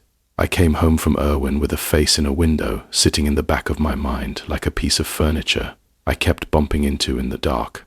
For weeks before I fell asleep, that face, that pale, still, watching face at the clouded upper-story window of an apparently abandoned house would present itself on the back of my eyelids as I was drifting off, and I would surface back to wakefulness with my heart rate briefly elevated, and then lie there breathing slowly until I went down again. It still comes back, less often now, but it still comes. And here is what I keep thinking about it. Whether it was a living person or something else, what that face communicated was the same thing. I see you. I was here first. You walked into this space assuming it was empty, and it was not. You made an assumption about what you would find, and the assumption was wrong. The mountains will do that to you, over and over. They will let you walk right to the edge of a thing with your assumptions fully intact, and then show you the face in the window, not always in a way that is immediately classifiable as danger, sometimes just as a reminder, a correction, a way of saying, you didn't know as much as you thought you did. Pay attention, always pay attention. I want to take you deeper into Kentucky now. Back to eastern Kentucky, but a different part, a different town, a different kind of story. I want to tell you about Hazard. If you know anything about the opioid crisis in Appalachia, you know the name of this county, Perry County, Hazard. It has been at the center of some of the most difficult stories coming out of that region for the past 2 decades, and those stories are real and important and should not be reduced to horror, because they are not horror. They are a public health catastrophe with specific human faces and specific political and economic causes, and the people living through that catastrophe in those communities deserve a kind of attention and respect that goes well beyond anything I am doing tonight. But Hazard is also, quite apart from all of that, a place with a particular physical quality that I want to try to convey to you.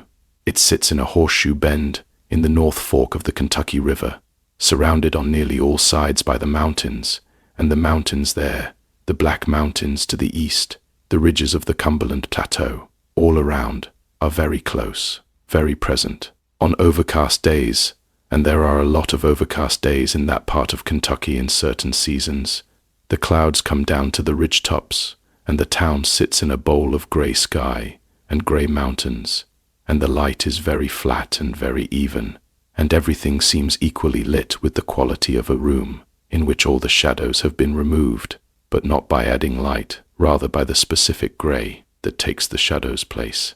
I was in Hazard for work-related reasons in November, which I will acknowledge is not the most cheerful month to be in a coal country river town surrounded by mountains, but there you are. I had meetings during the day that were fine and ordinary, and a free evening, and a night before driving out the next morning. I had dinner at a chain restaurant attached to the hotel, which was not very good, but was sufficient, and I had intended to go back to my room and work on some things I had brought with me, and go to bed reasonably early. Instead, because I had an hour to fill before I was tired enough to sleep, and because the day's meetings had left me restless, in the way that day's filled with a lot of human interaction, but not a lot of physical activity often do, I decided to walk. Just to walk around the blocks near the hotel, to move my body, to breathe the November mountain air, to give my mind something to do that was not screen-based. I want to describe what the town looked like at 9 in the evening, on a cold November Monday. The main commercial streets had a very particular quietness, not the quietness of a dead town, because there were still lights on in some businesses, still a few cars moving, still evidence of the particular kind of ongoing life of a small city that never fully stops, but a quietness that had a weight to it. The hills were completely dark above the town on all sides, the tree line invisible against the overcast sky, so that the town seemed to exist inside a dark bowl, the lights of the streets and the buildings making a small island of visible world, surrounded on all sides by the total unlit darkness of the mountains. I walked for maybe half an hour without anything happening worth telling you about. I watched my breath. I thought about the day's meetings. I passed a closed gas station and a closed pharmacy and a strip of fast food places that had the particular garish brightness of fast food signage against a dark street, and that always makes me feel slightly unreal. The way that very bright light in very dark surroundings makes everything that exists in the contrast seem provisional. I was on a side street heading back toward the hotel when I heard the crying. It was coming from an alley between two buildings, a commercial building on one side, a parking structure on the other. Not crying in a quiet sense. Crying in that specific raw way that you only do when you believe you are completely alone, when the social awareness that moderates most public emotion has fully switched off, and what is left is the pure, unmanaged sound of grief or distress. I stopped on the sidewalk. This is the moment where everything I've learned in all of these experiences, Harlan, the trail, Matewan converged into a single long second of assessment.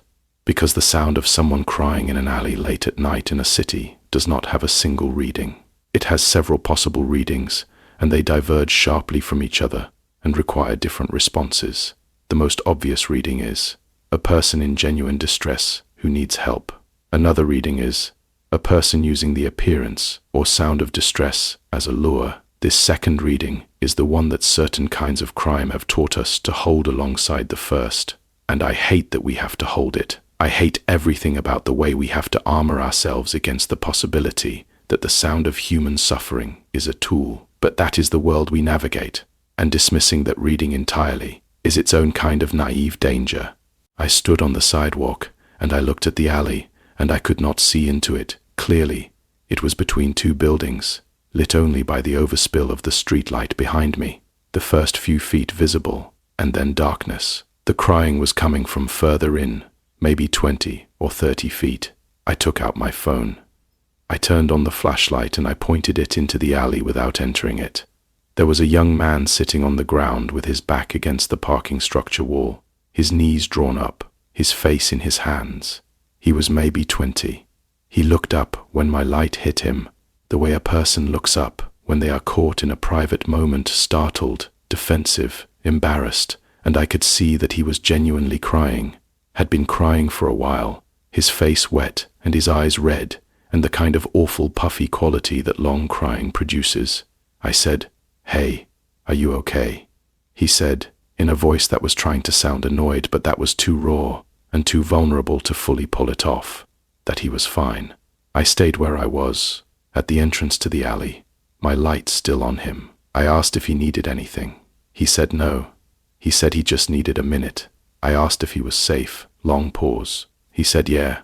I stood there for a moment, and then I sat down on the sidewalk at the entrance to the alley, not in the alley, not invading his space, just present, just another human body nearby in the dark, and I said, okay, I'll just be here for a minute.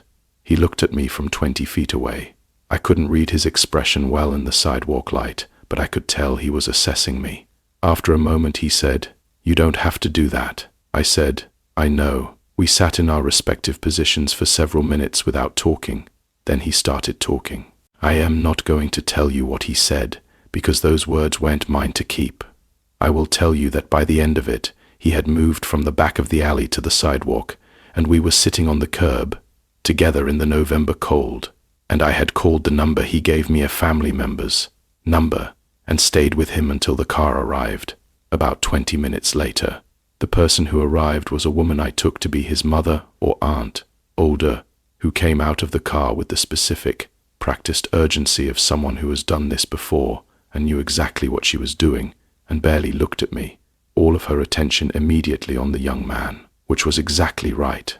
She got him into the car. She did look at me then, once, before she got in herself. She didn't say anything. She just looked at me for a moment, and then she got in, and they drove away. I walked back to the hotel, and I sat on the edge of the hotel bed, and I thought about both of the young people I had encountered this way in the mountains.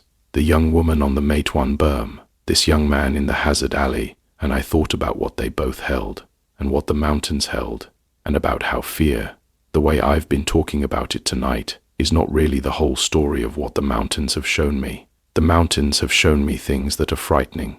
Yes, things that made my body react with the cold electricity of genuine alarm. But they have also shown me things that are frightening in a different way. The quiet, everyday weight of grief and need, and the specific loneliness of being young and suffering in a place where suffering is not new, is not exceptional, is in fact part of the geography. And the thing about that second kind of frightening is that you can do something about it, at least sometimes, at least a little.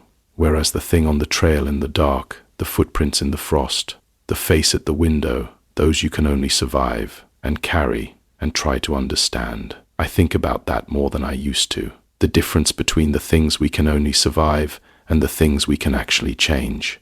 The mountains hold both kinds, and both kinds, in their own way, demand your attention. There is one more story I want to tell you before I bring us into the end of the night, and I need to tell it slowly, because it is the one that I am least sure how to categorize and least sure how to close.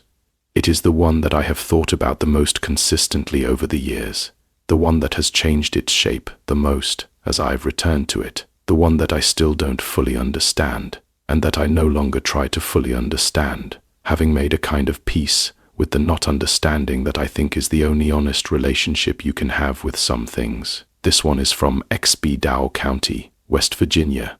If Dickinson County in Virginia is remote, McDowell County is a category that feels almost beyond the reach of ordinary geographical adjectives.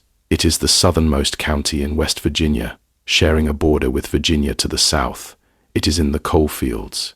It has one of the lowest per capita incomes in the country. The county seat is Welch, a town that sits in a steep-walled valley through which the Tug Fork and its tributaries run, a town that in its coal boom years was a genuinely wealthy and vibrant place, and that now carries the specific architectural melancholy of prosperity that has been and gone.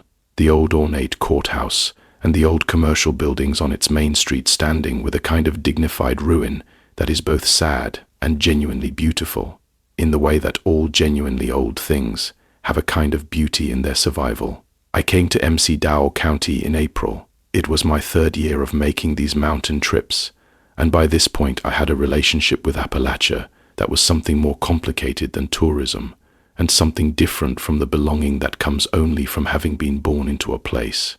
A kind of earned attention, maybe, a willingness to be present without an agenda. I was driving from Welch north toward the town of Gary, an old coal camp that is now a community of a few hundred people. set along Elkhorn Creek, one of those places where the valley is so narrow that the houses and the road and the creek fill it entirely, there being no spare flat land for anything else. The road along Elkhorn Creek in April is one of the more beautiful drives in all of the coal fields, the creek running clear and cold and fast, the dogwood blooming white on the hillsides above, the old tipple structures of the closed mines standing rusted and massive here and there, industrial monuments to an industry that has largely gone from the valley. I stopped to photograph one of these old tipple structures from the road shoulder. It was a big one, on a hillside above the road, the steel and concrete of it taken over by rust and vines, and the patient advance of the forest. The late afternoon light was doing something interesting with the rust color and the new green of the April growth around it, and I spent maybe 15 minutes shooting it from different angles on the road shoulder. While I was photographing, I became gradually aware of a sound that I want to describe carefully. It was coming from inside the tipple structure, from somewhere in the high metal works of it, and it was a sound that my mind kept insisting it recognized and kept failing to properly identify. It was rhythmic, not a mechanical rhythm. There were no moving parts in that structure. It had been decommissioned and abandoned for decades. A deliberate rhythm, almost like a slow periodic striking of metal on metal, but not quite. It had a resonance to it, the particular resonance you get when metal has a lot of airspace around it and below it, the way a struck bridge beam resonates differently from struck solid steel. I stood on the road shoulder and I listened. One strike, a pause of maybe 4 or 5 seconds, another strike, some interval, another. I thought about what could produce that sound in an abandoned metal structure.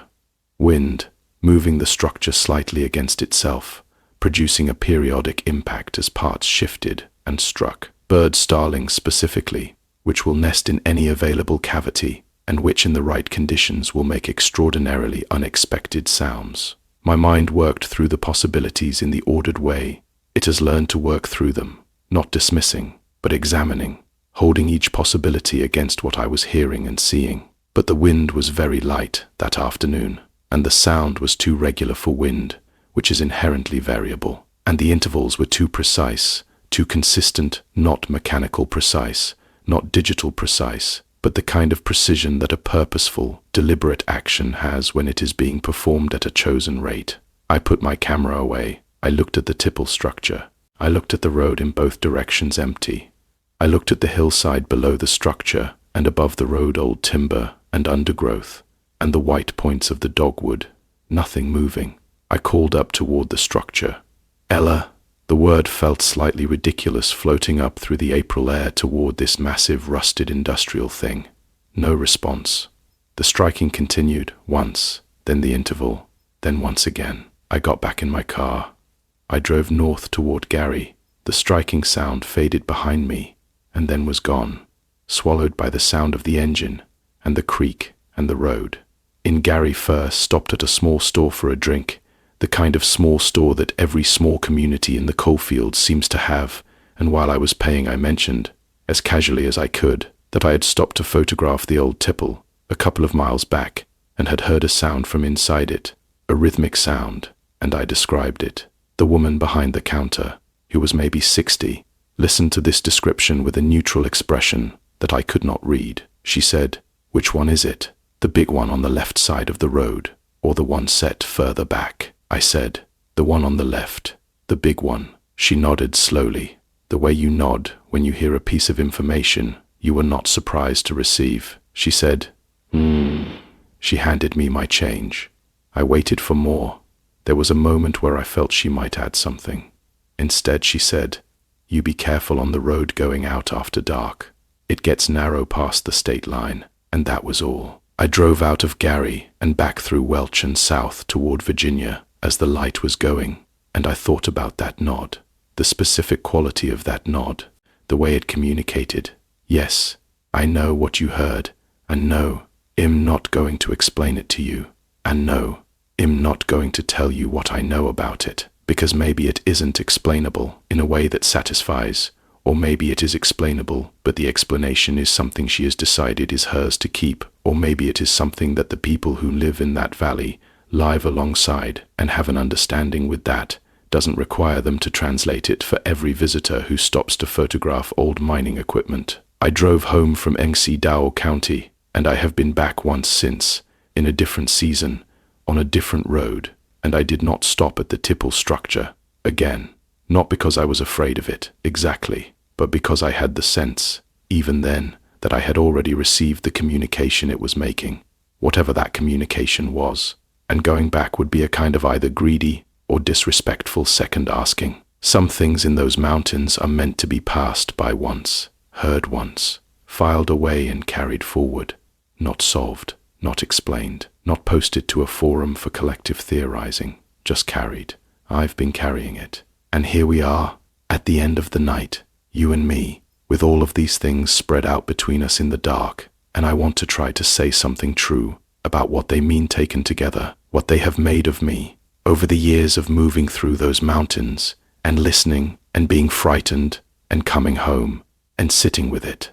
I have been trying for a long time to understand what draws me back to those mountains, given everything, given the footsteps on the trail, and the frost prints on the porch, and the face at the upper window, and the sound in the old tipple structure, and all the rest of it. Why go back to a place that has frightened you? Why return to landscapes that have made you feel genuinely small, and genuinely uncertain, and genuinely aware of how much you don't know about the world? I think the answer, if I can get close enough to it to call it an answer, is this. Those mountains showed me something that I needed to see about the actual dimensions of the world, about the actual texture of being alive in it. I had spent a lot of my 20s operating on a set of assumptions about how reality worked, assumptions that were comfortable, and that the city and the internet and the ordinary machinery of modern life did a pretty good job of maintaining for me. The assumption that other people's intentions are generally benign, the assumption that the dark is just the absence of light rather than a presence in its own right, the assumption that the world is essentially mappable, essentially navigable, essentially knowable. The mountains corrected those assumptions, not violently, not in ways that destroyed me, though some of what I experienced came close enough to me at certain moments that I don't say close enough carelessly, but in ways that were permanent, ways that left marks. And here is what I know now, what those corrections left me with. The world is bigger than the part of it you can see. The dark is not nothing. Other people are complicated in ways that your comfort requires you to simplify, and that your safety requires you not to. The body knows things before the mind does, and the body is not wrong just because the mind hasn't caught up yet. The places that have been lived in, and suffered in, and grieved in, and worked in for generations carry that history in their physical substance, in their air, and their soil, and their architecture, and their silence, and that weight is real, and you can feel it if you let yourself feel it, and you ignore it at a cost. I don't think the world is more frightening than I thought it was before those mountains showed me these things. I think I am more accurate about its frightening parts. There's a difference. The first way is just fear accumulation, just adding darkness to darkness until the world seems unlivable. The second way is the building of a clearer map, a harder map, a map that includes more territory and labels it honestly. And part of what those mountains showed me, part of what all of the stories I've told you tonight contain, is that the frightening parts of the world and the beautiful parts of the world are very often the same parts. The same dark forest that had something tracking me through it at night is the same forest that, in the morning, in the September light, had a quality of beauty that I've never found in any other place. The same small community that produced a man who may have stood at my door at 3 a.m. is the same kind of community that produces a woman who remembered my name by my 3rd visit to her grocery store, who knew without being told that that small act of recognition meant something to someone who was starting over in a new place. The same mountains that hold the face in the window also hold the dogwood in bloom in April above the Elkhorn Creek. The same silence that presses down on you in a dark forest and makes every sound an alarm also, in the right moment, in the right place, in the right company or the right solitude, feels like the deepest kind of peace, like being held by something very old and very patient and entirely indifferent to the small anxious projects of your particular human life. I have been afraid in those mountains. I have been genuinely, physically afraid in ways that changed me. I have also sat on a porch at 6 in the morning while the fog came out of the valleys and the birds went through their whole gorgeous, insane morning catalogue, and felt something so close to happiness that the difference between what I felt and happiness seemed purely semantic. Both experiences are part of the same relationship with the same landscape. Both are honest. I think about Darren sometimes. I think about him often, actually. Not with the fear I had when I was in that house, but with a kind of sadness that has replaced the fear over time, the way moss replaces bare rock slowly, completely, changing the surface texture entirely.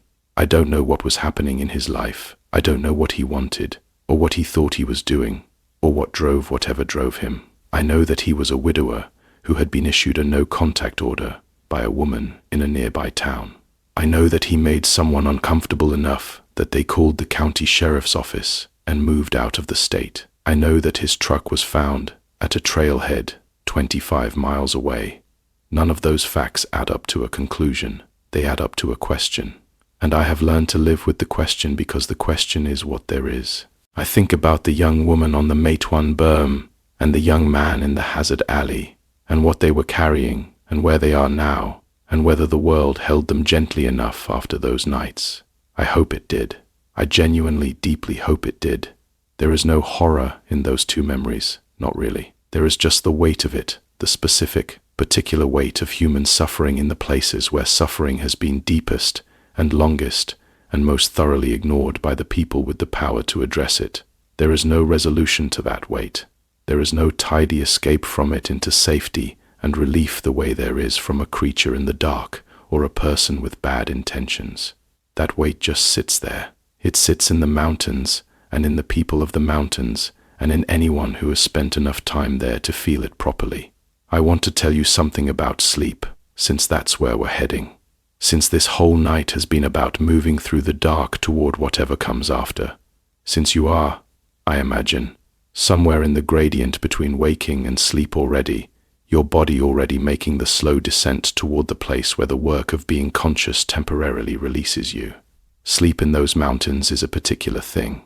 I have had sleep there that was deeper and more restorative than almost any sleep I have had anywhere else, which might seem counterintuitive given everything I have described tonight. But the mountains have a quality, even through everything, even through the watchful dark, and the old histories, and the open questions, and the things in the trees. They have a quality of enclosure that the flatlands, for all being surrounded by mountains, even as you're aware of the darkness within them and the questions they contain, is being held in something, being held inside a shape that has been there since before any human memory of it. I know that I will go back. I am always going to go back. The fear and the love of a place are not opposites. They are not in competition with each other. They share the same address.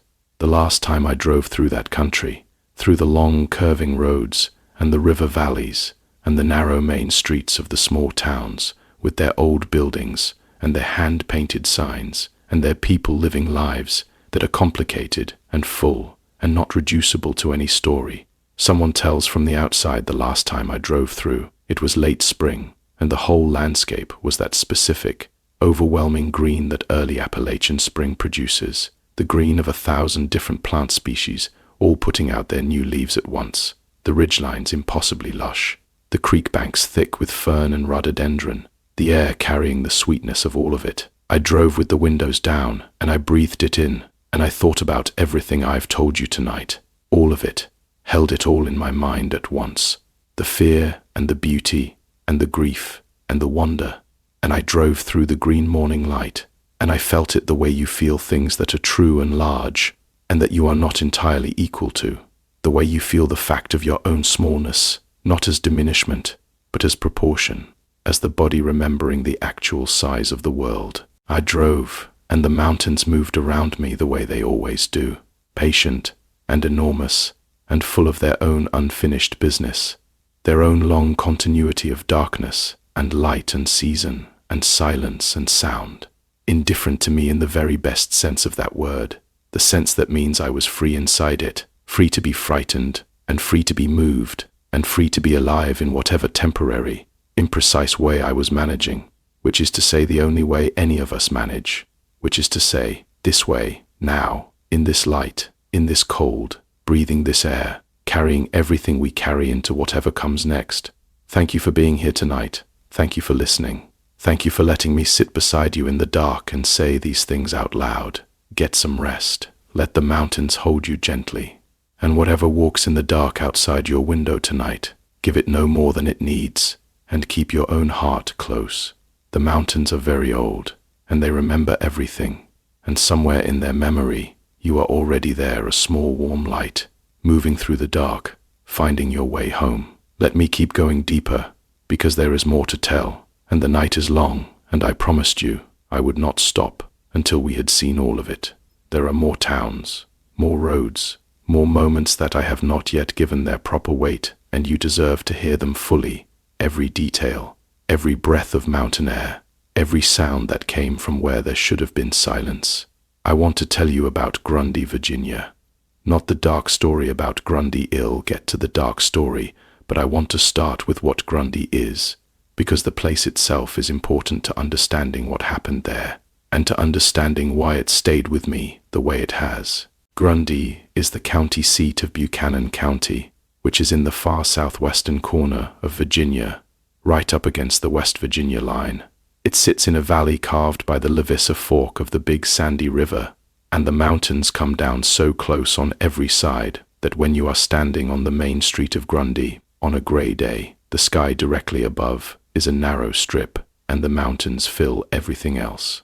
The town has been through an extraordinary series of floods over its history, so many and so severe that in the late 1990s and early 2000s the entire town was essentially relocated.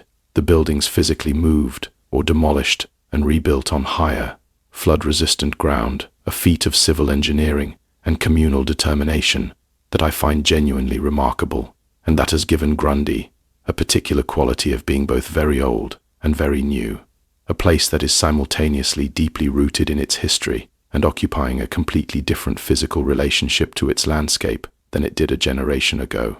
I came to Grundy in late September, on a trip that was nominally about visiting a specific stretch of the Breaks Interstate Park, the gorge of the Russell Fork of the Big Sandy, which is sometimes called the Grand Canyon of the South, and which I want to insist is not a hyperbole, or at least not an embarrassing one, because the Russell Fork Gorge is genuinely extraordinary, the river running 1,000 feet below the rim in a cut through the mountains that has a grandeur that the word gorge doesn't quite contain. I had reserved a campsite at the park and spent a full day hiking the rim trails and watching the rafters on the river far below, and feeling the specific joy of elevation and exposure and the physical fact of standing at the edge of something genuinely massive.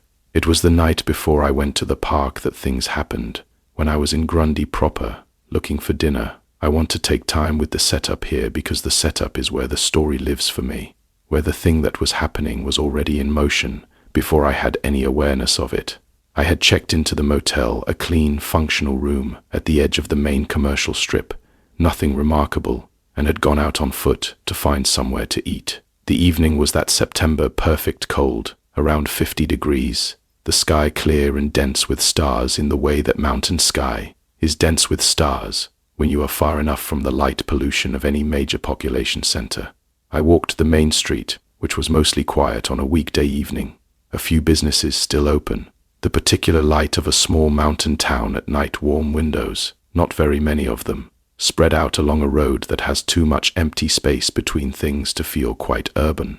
I found a diner-style restaurant that was still open, the kind that seats maybe 40 people, and where the menu is laminated and covers everything from breakfast items to sandwiches to the kind of dinner specials that change daily and that are written on a whiteboard at the front. I sat in a booth by the window. The restaurant was not full, a few other tables occupied, a family toward the back, a couple near the counter, the steady, comfortable noise of a public space in which most people have no connection to each other and are focused on their own food and their own company. I ordered. I ate. I was looking at my phone emails from the day that I'd been ignoring. Nothing urgent, and I was entirely unremarkable as a presence in that restaurant.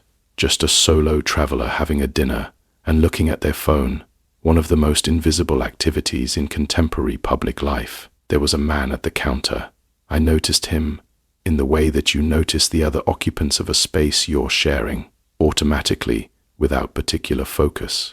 He was sitting facing the counter with his back to the room, hunched slightly over what looked like a coffee. He was heavy-set, wearing a dark jacket. ID glanced at him when I came in, registered him, moved on. Somewhere around the middle of my meal, I looked up from my phone for a moment and he was turned fully around, facing the room, facing my direction. And he was looking at me. Now, in a restaurant, people look at each other. This is normal and unremarkable. I have been the person who glances at a newcomer or watches the room because there is nothing else to do. The normal human exchange of looking happens constantly in shared public spaces and means almost nothing in almost all cases. But the way this man was looking at me did not feel like the absent, unfocused gaze of someone watching the room. It felt like a gaze that had a specific object, and I was the object. His face was turned toward me with a directness and a duration that exceeded what the situation called for, and there was something in his expression that I am going to struggle to describe accurately, because what I observed was the absence of something, rather than the presence of something, the absence of the social micro-expressions that normally accompany a person looking at a stranger in a public space, the slight glance away, the small shift in focus that indicates the gaze is casual, the very slight social softening that most people's faces do automatically when they are observing. His face had none of those things. His gaze was flat and direct and remained on me with no adjustment. I looked back at my phone. A few seconds later, I looked up again, carefully, not directly, looking in the direction of the counter, but not at him specifically. He was still looking at me. I ate the rest of my meal without looking up from my plate. When I had finished, I paid at the table, cash, because I didn't want to walk to the counter. I put on my jacket. I walked to the door. As I reached the door, I did glance over at the counter, unable to fully resist, and he was watching me go. His coffee cup was in front of him, untouched by the look of it. His hands were flat on the counter. I walked out into the night. Here is the thing about that moment that I want to give its full weight. I was on foot. I was in a town I did not know, at night, at some distance from my motel, in a narrow mountain valley, where the geography itself limits the available directions of travel. The motel was about 3 blocks away. The street was quiet. There were not a lot of other people on it. I walked at a pace that I calibrated to be purposeful, without being obviously alarmed, the gait of someone who knows where they are going and is going there without urgency, which is the gait that maximizes your sense of agency in a public space and minimizes the information you broadcast about your internal state. I had learned this, at some point, from some combination of experience and reading, and that particular education in navigating public space that falls more heavily on some people than on others. I had covered maybe a block and a half when I heard the door of the restaurant open behind me. I did not turn around. I continued at the same pace. I listened. Footsteps on the sidewalk behind me. Unhurried, not at the pace of someone who is just going somewhere, at the pace of someone who is going the same speed I was going. I turned a corner onto the side street that led to the motel. The footsteps turned the corner too. I looked at my phone as though I were checking something. In the screen's reflection, looking back over my shoulder, I could see the shape of a person behind me on the sidewalk. One person, dark jacket. The motel was half a block ahead. I walked to it. I went through the exterior door, which required my key card. It closed behind me with a click. I stood inside the entry corridor, and I looked through the glass of the door back out to the street. He walked past. He walked past the motel door without stopping, without slowing, looking straight ahead. He continued down the street, and I watched him until he was out of sight. I went to my room. I sat on the edge of the bed. I did the assessment. I ran through it all, every detail, and I said, what did this man actually do? He looked at you in a restaurant. He walked down the same street you did. He turned the same corner you did. He passed the motel and walked on. The sum total of these actions constitutes, objectively, nothing. No verbal contact, no physical contact, no explicit threat. The street he walked down was a public street. The corner he turned was a public corner. And yet, and yet the quality of that gaze in the restaurant had not been nothing. The duration and the flatness of it had not been nothing. The footsteps maintaining their pace behind me in the quiet street had not been nothing to my body, which had been running very efficiently on fight or flight biochemistry since approximately the moment I had turned that corner. I did not go out again that evening. I had the chain on my door. I watched television without processing any of it, just needing the sound of human voices in the room. At some point I fell asleep with the television still on, and woke up at 3 a.m. to static, and turned it off, and lay in the dark, and listened to the motel's ordinary sounds, until I was satisfied, and then slept again. The next morning was bright and cold, and the breaks were extraordinary, and I hiked for 5 hours, and I breathed clean mountain air, and the fear of the night before attenuated to something I could file. But it never left the file. It is still in there. The flat gaze over a coffee cup, the footsteps maintaining their distance. The man in the dark jacket walking past my motel door, looking straight ahead. I think about what the flatness in that gaze meant, what the absence of those social micro-expressions meant, because the body reads other bodies with enormous sophistication and usually below the level of conscious thought. And when it raises an alarm, it is usually because something in what it has read has tricked a pattern that millions of years of social navigation have coded as significant. The absence of normal social softening in another person's gaze means, translated into the oldest parts of the brain's language, this person does not see you as a social peer, does not have the automatic social inhibition that most people have around strangers in public spaces, is reading you differently than most people read strangers. That can mean many things. It can mean someone who is socially atypical in ways that are entirely harmless. It can mean someone who is very tired, or very distracted, or very far inside their own thoughts. It can mean many ordinary things. I know this. But it can also mean something that is not ordinary and not harmless. And the problem is that you cannot always tell which one it is in the moment. The only information you have is the reading your body is giving you, the biochemistry running underneath your conscious thought, the old efficient alarm system that doesn't provide footnotes and citations, that just says, pay attention, get to safety, move. I moved. I got to safety. I don't know what that man was thinking, looking at me from the counter of that diner. I don't know what he was intending when he walked down the street behind me.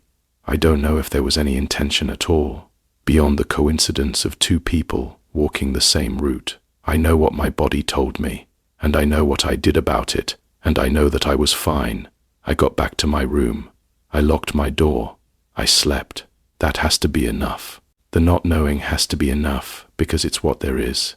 I drove to the breaks the next morning, and I stood at the rim, and looked down at the Russell Fork running cold, and clear 1,000 feet below, and the mountains on all sides were enormous and quiet, and the sky was that specific deep blue that you get at elevation on a clear autumn morning, and I breathed it all in, and I thought, you are here, you are safe, you made it.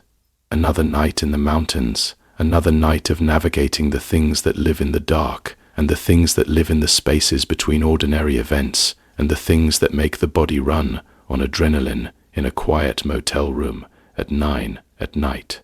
And you made it. That's what the mountains have been giving me, underneath everything else. That particular daily confirmation. You made it. You navigated this. You listened to what your body said, and you made it to the morning. I hold on to that. On the hard nights, I hold on to that. There is a town in eastern Kentucky that I want to tell you about now. A small community in Leslie County called Hyden. Leslie County is the geographic center of the eastern Kentucky coalfields, in some sense, surrounded on all sides by ridges, accessible only by routes that require patience and attention, a place where the physical geography reinforces a kind of interior quality that I have found nowhere else. Hyden itself is small, a town of a few thousand people, and it sits at the confluence of two creeks in a hollow between ridges, the kind of geography that means the sun clears the ridgeline late in the morning and retreats behind it early in the afternoon, so that the town receives less direct daylight per day than places on the valley floor. And there is a quality to the light in Hyden on clear days that is unlike anywhere else I know, a clarity to it, because the sun is always at an angle through the mountain air rather than directly overhead, and that angle gives everything a kind of precision, a hard-edged quality like a drawing rather than a painting. I came to Hyden for the first time in late October, Halloween weekend actually, which I recognize sounds either convenient or deliberate, but was genuinely coincidental. I had a reason to be in that part of the state that I won't go into in detail, and I had a spare day on either end of that reason, and decided to use one of them to explore the Leslie County area, which I had not spent time in before. I want to tell you about something that happened on a back road outside of Hyden, on the spare day that I had for exploring. And I want to tell it slowly, because this one requires patience. It requires you to sit inside the time with me and feel the way the unease built, the way it accumulated from very small, very quiet things into something that took the shape of genuine dread before it was done. The morning was perfect in the way that late October mountain mornings can be perfect when everything aligns cold, clear, the frost on the grass and the car roof and the porch railings of the houses I drove past in the early light, the kind of frost that makes the whole world look like it has been carefully edged in silver overnight. I had coffee in a gas station cup, and I drove south from Hyden on a state route that I knew eventually connected to another state route that would take me to a viewpoint I had read about on a local hiking website, a place called Cutchin Overlook, that apparently had a view across several ridgelines that was worth the drive.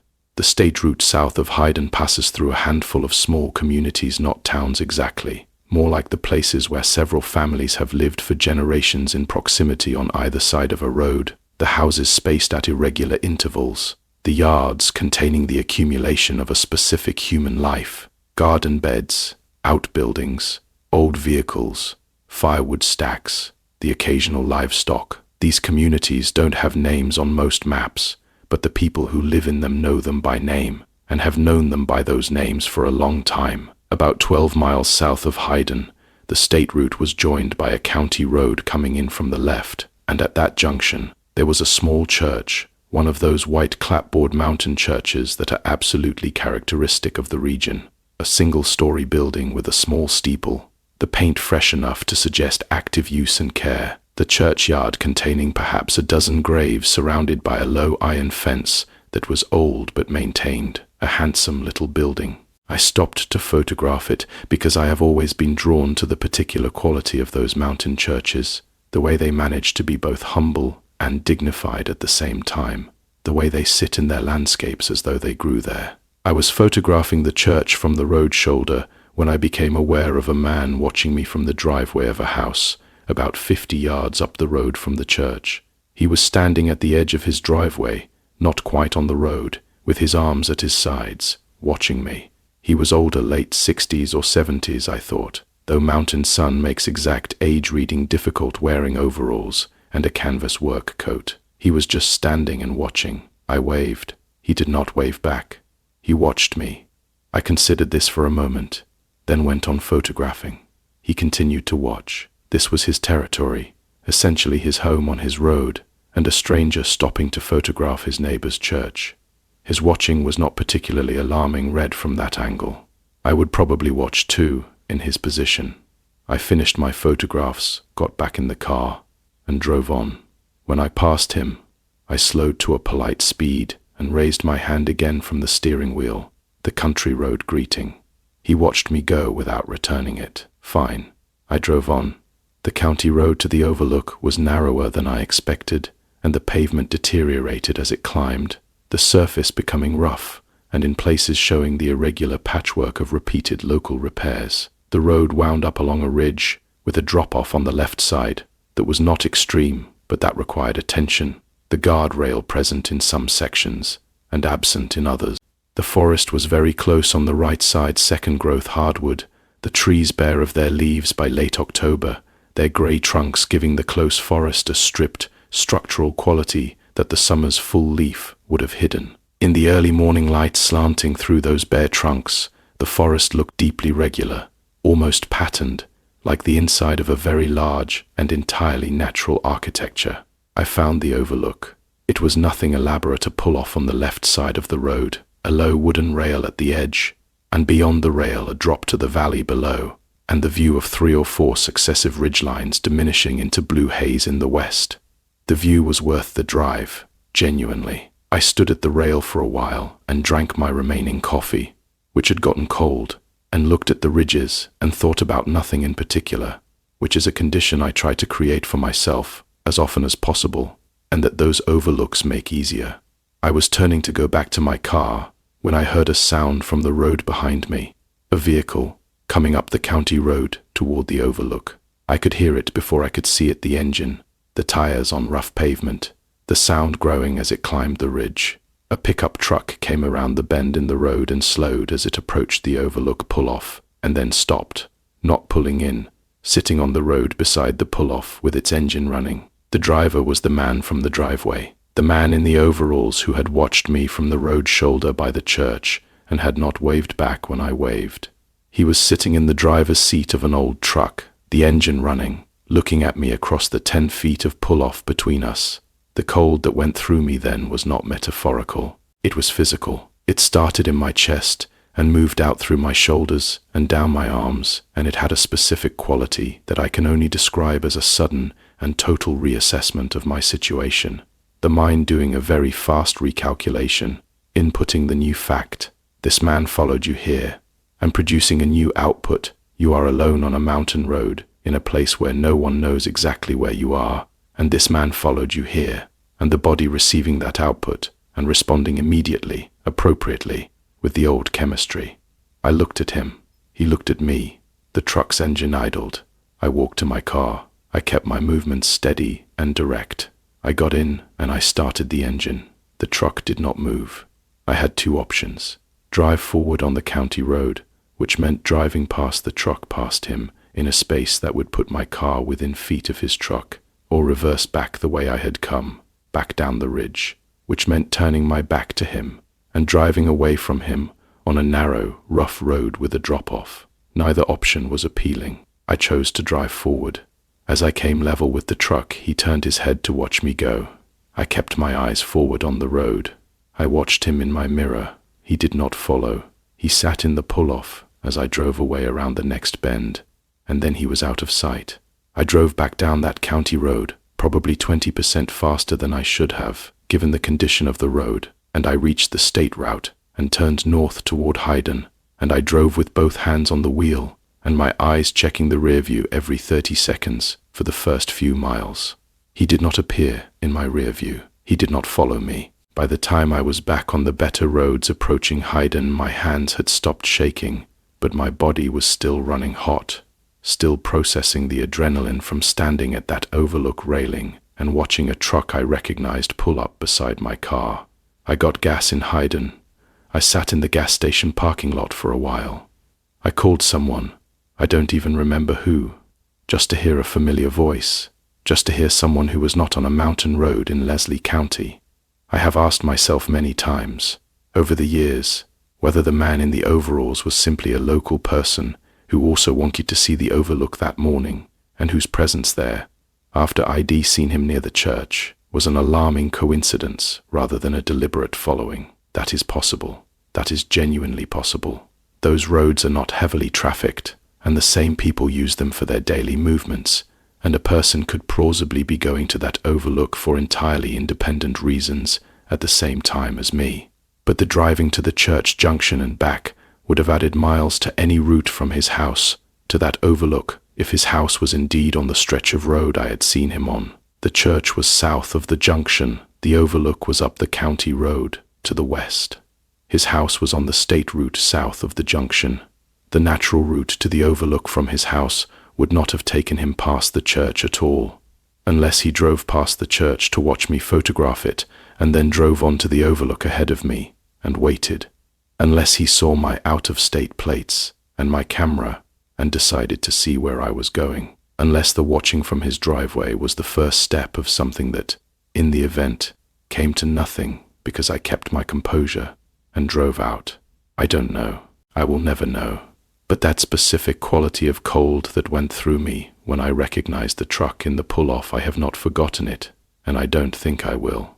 The body does not forget what it registered. It keeps the file. I drove out of Leslie County and back north, and eventually home. And I carried Leslie County, and Hyden, and the Cutchin. Overlook with me the way I carry all of these places, not heavily, not always in the foreground, but steadily, persistently, the way you carry a stone in your pocket that you keep touching with your fingers, without always knowing you're doing it. The mountains are in me now.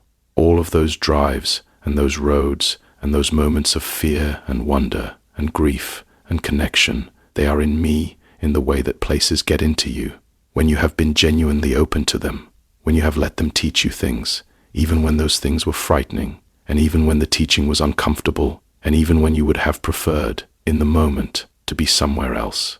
I would not trade any of it. I want to be clear about that.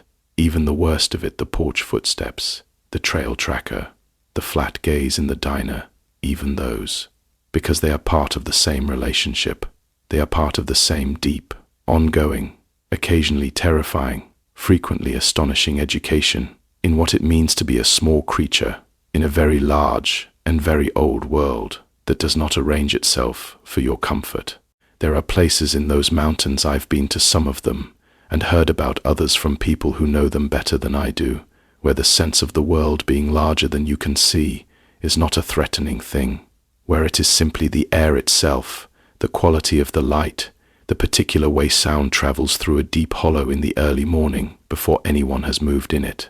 Places where you can stand still for 5 minutes and feel, with unusual clarity, the full dimensions of your smallness, not as a loss or a defeat, but as a correct orientation, as the body aligning with the actual size of things, as, in its way, a kind of rest. I have stood in those places. I have felt that. It has been one of the significant experiences of my life, comparable in its quality to very few things else. To love, maybe. To the specific kind of wonder that a piece of music sometimes produces when it hits you exactly right. To the first clear understanding of something you have been trying to understand for a long time. The mountains gave me that too, alongside the fear and the not knowing and the frost prints and the flat gaze and the sound from the old tipple structure and all the rest of it. They gave me the other thing too, the thing that goes with the fear the way its counterpart, not its opposite. I want you to know that. I want you to know that the darkness I've been describing tonight is not the whole of what is there. The darkness is part of something larger, and that larger thing is, I struggle for the word, it's immense. That's the best I can do. It's immense in the way that only very old things are immense, the way that a river that has been cutting its valley for 10,000 years is immense even in a dry season, even when it is not particularly impressive to look at. The imminence of long time, the weight of everything that has happened in those mountains since before there were words for any of it. You are safe right now. You are wherever you are, in your bed, on your couch, in a warm room with familiar sounds around you, and you are safe. And the mountains I've been describing are out there in the dark, somewhere to the east and south, and they are being themselves in the way they always are, holding their history and their darkness and their beauty and their watchful silence, and they will be there tomorrow, and they will be there long after both of us.